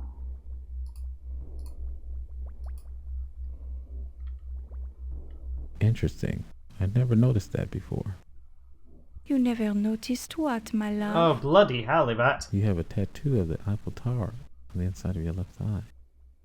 Ah, you are doing this to distract me, no? But I am worried about you, my Ernie. You are so big and so strong. But this ice pick fellow, he is a dangerous one, This no? ice pick fellow? Yeah, he's dangerous. But I'll pay him his dough. Ernie Leach always pays his debts. Maybe you can do some more fencing for this Big Al. He pays well. Yeah, Big Al's a good customer. But there's only so much fencing I can do for one guy. This ice pick might try to make the example of you before you can pay him off. He keeps leaving these threatening messages. Don't worry, baby. Icepick knows he won't get his dough if he kills me. Maybe I can get into a hot poker game down at the Harlem Swinger and win enough money to pay him off. Okay. No. The gambling is what got you into this mess, my Ernie. Yeah, maybe you're right. But I've got bigger problems tonight. I saw something I wasn't supposed to see. Oh. What? You're better off if I don't tell you about it. Now, what's this on the top of your Eiffel Tower tattoo? I think you know what it is, my Ernie. You've seen it before. And really, I she needs to get it always looked at enjoy by her seeing you get dermatologist. Ah, you American men are so charming.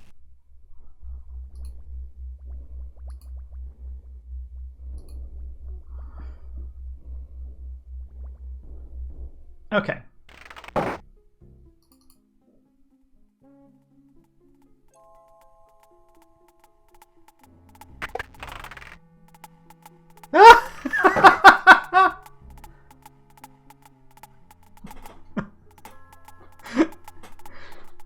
Oh, they're fantastic! just carrying off their steak. Just carrying off their steak. It feels like broken glass. It's because it is broken glass.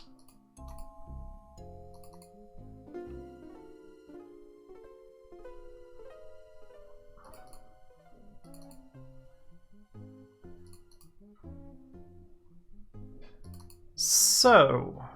You hear muffled voice. Oh, come on. You lied to me. Well, lass, I guess that makes us even. You lied to me. You had something to do with the Dagger burglary. You've been sleeping with someone else. I saw you go off with that dock worker. I've never slept with Steve, and this Ziggy fellow, he told me about you and the Dagger. And you believed that little weasel. I've arrested the man more times than I can count. The Ziggy, I know him a long time. He would not lie to me. That man'd lie to his own mother if someone paid him for it. Ziggy, he says you were working with the Carrington to steal the Dagger. I could believe Lies. that. You can't be trusting the man. If he wasn't already dead, I'd pound the truth out of him. Maybe you already did. Were you sleeping with the little rat then? Of course not. You really surprise me, lass. I'd think you grew up on the streets accusing me of burglary like that. Where I grew up doesn't matter, does it? The important thing is... Wait, did you hear something at the door? That's time for me to go. I was hearing it too. Keep your voice down then.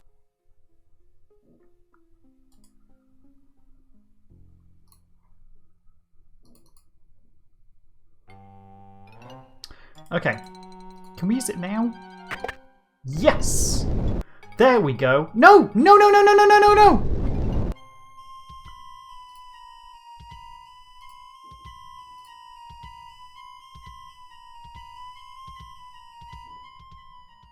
Bingo!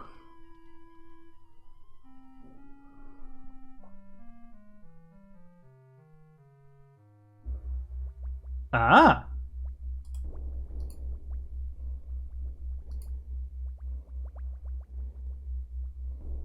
Yes, but if we open that secret passage without the light, we die. Okay.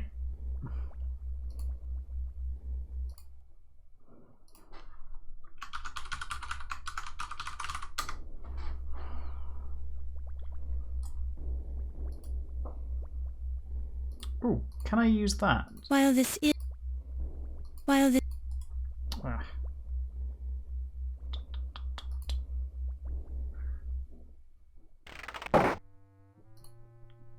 And we have claimed the bullshit death for that one.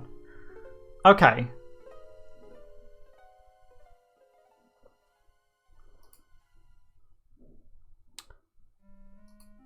Right.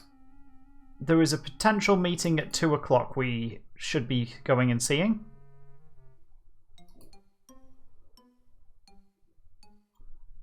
And then that might be the wrap-up point for tonight.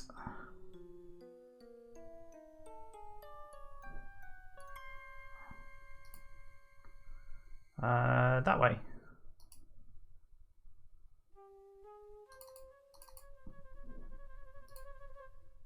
I mean, nobody's died for at least 5 minutes. He's gone. Yes! Wolfie and Olympia.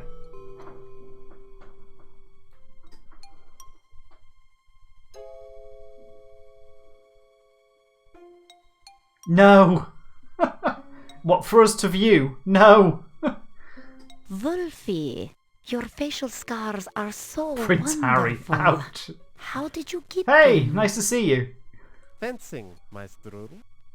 As a young man, I would fence with mine Heidelberg friends. We would Schlager shoot our fencing. opponent's saber Schlager? just before it went through our faces. Yeah. Which would make the scars you see now. It just triggers. Ah, that is very interesting. You did No, not use use masks to protect big goggles. your faces? 9. That would have been considered unmanly. Yep, you stand there, you take your You'll have to licks, show me how to do that and sometime. then they put horsehair in and stitch it There up. are many things I can show you, my strudel. Perhaps we should go somewhere less public, Wolfie. Academic fencing. Oh yeah, good idea. Particularly since there's an annoying reporter wandering around the museum. That is not something I would have allowed if I was running things here. Give it time, Wolfie. Perhaps you will be running things here someday, if I have anything to say about it. Oh? What can you do? There are ways, but come, let us speak of these things in more privacy. Where? Her office?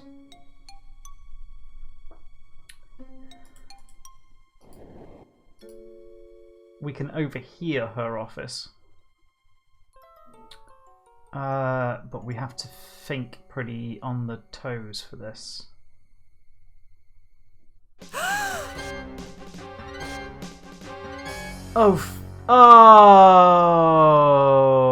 Oh!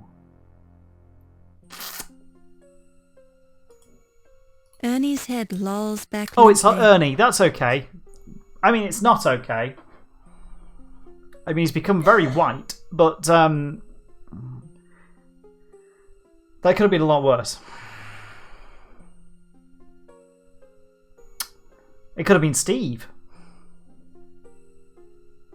This arm is flung out to the side as if to say, I'm completely limp. A stale pork pie caught him in the air. This arm is flung out. Ernie's right arm is stiffening in its outstretched position. Okay. Despite your closest examination, you find nothing unusual about Ernie's outstretched right arm. The leather of Ernie's shoes are soaked through and through.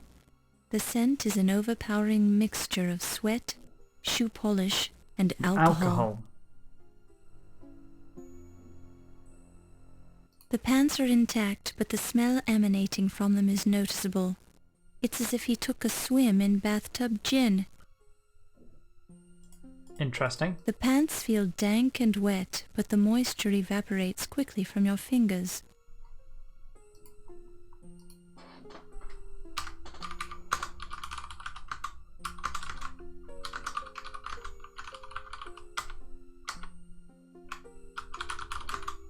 So Ernie soaked in alcohol. As if he's preserved?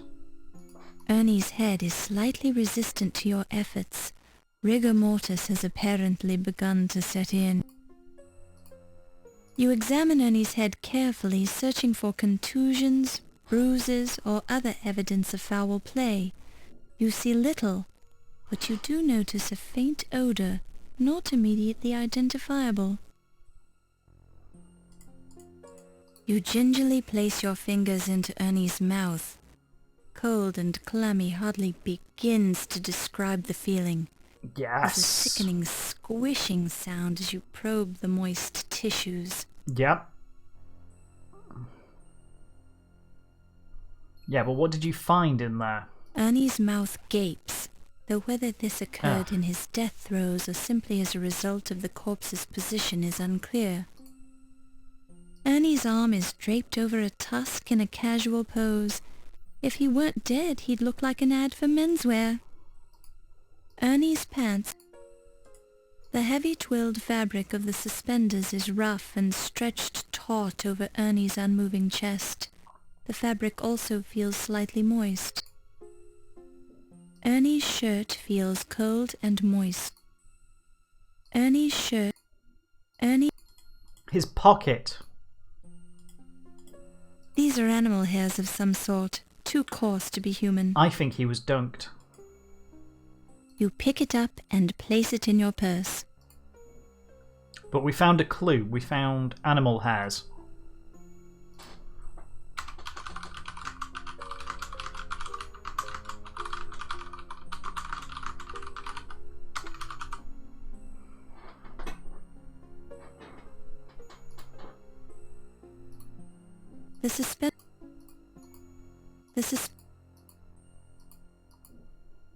There is little to see in Ernie's mouth besides the usual teeth, tongue, hard and soft palates, and uvula.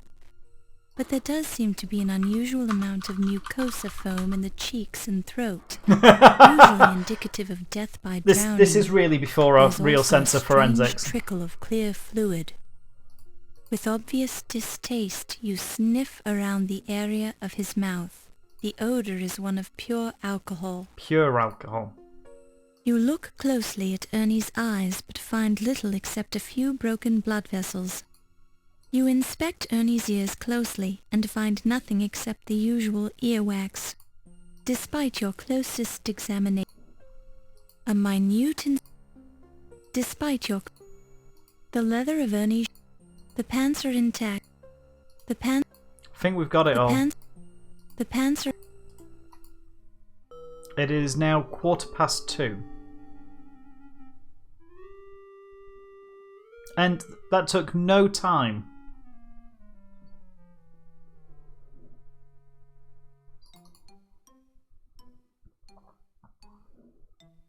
Ach, you are smelling like the brewery, mein Capitan.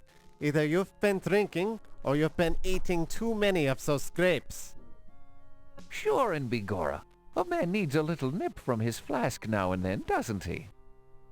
Personally, I do not require the drinking of the alcohol. It would impair my mental and physical skills. Ernie Leach has been murdered! What was that, lass? Ernie is dead! Oh, it's a Sierra game. So, All accents are you finally suspect. come to us to confess. Is that it? Confess? No! I'm reporting a murder! And you was the first one to find the body again? Yes.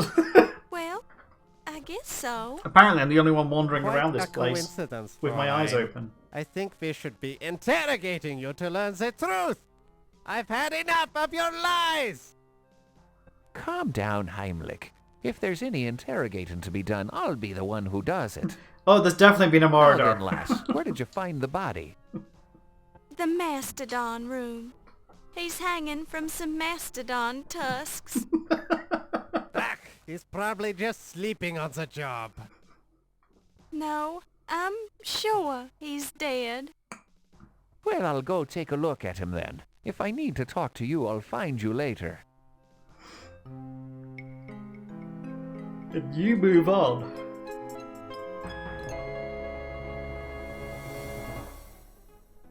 Oh!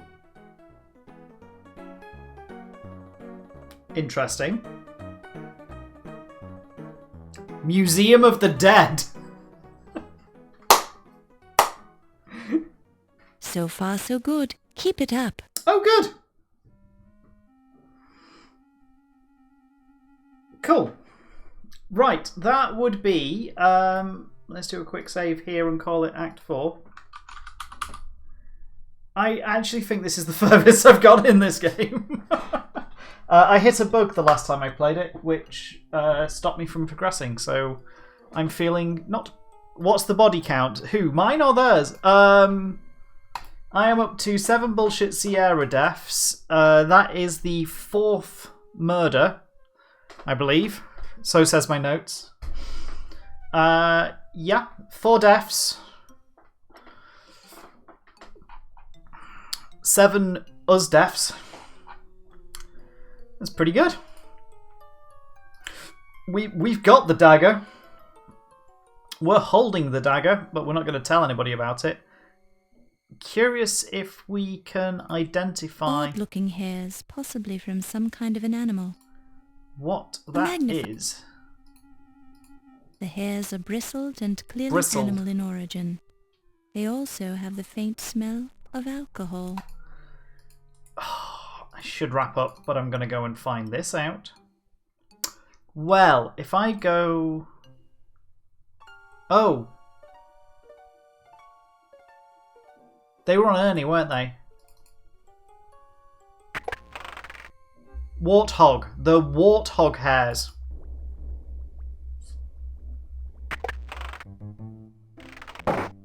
Don't touch... Ernie's in... If you go and look in the alcohol vat book... Current fat contents, Alcoholic Preservation Lab. When he 1 was a young koala bears, warthog. 2 turtles. 3 snakes. 4 hippo. 5 ground sloth. 6 skunks. 7 Loch Ness monster.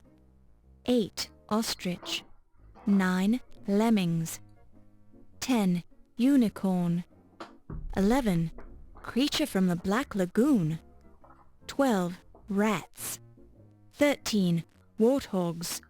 14 King Edward of Daventry. I think it's another hint, possibly, for the location of the dagger that you've now got.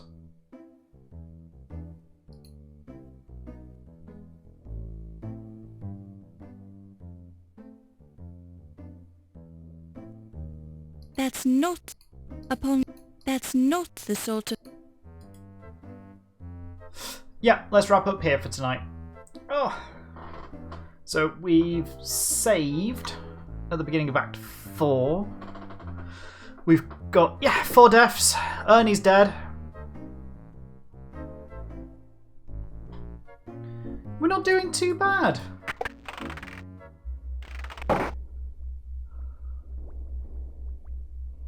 There's a bit of me that wants to go digging in more fat, but we know it doesn't end well. We've found the corpse that's in there with the... We can't go and confront Dr. Carrington, the other Dr. Carrington, about the watch because he's dead. We do have a skeleton key.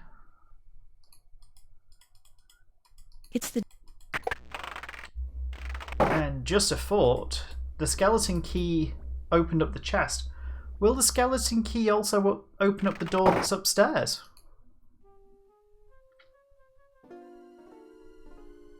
I really need to leave. I need to wrap up for tonight.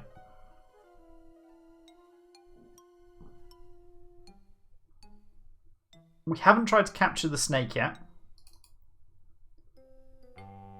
I don't know why we'd want to capture the snake. While this...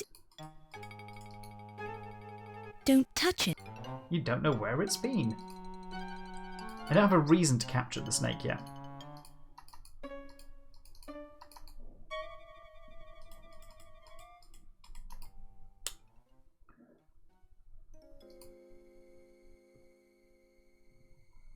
Poor Ernie. And no one's removing the bodies.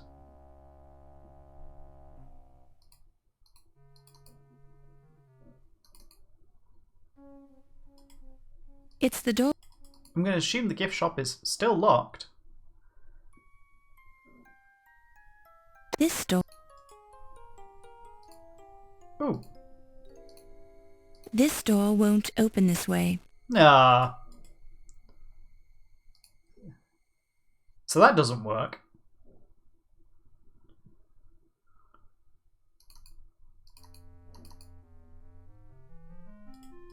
Don't touch.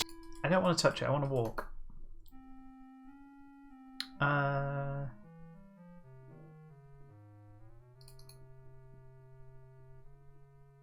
want to go this way, this way.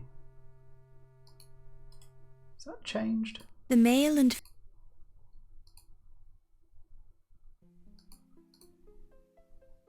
Looking careful. Looking... Okay.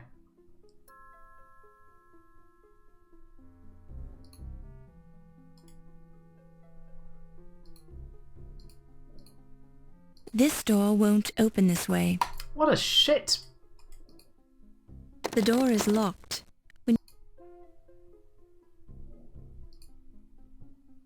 Ooh. While... Okay, so we can't open that way either. Rubbing the child.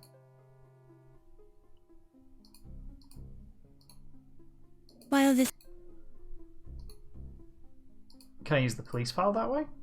While this... Okay, we are done.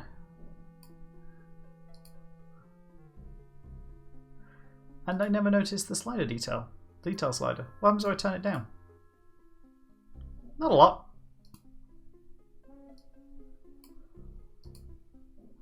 Right. Quit. You can't quit, you're fired.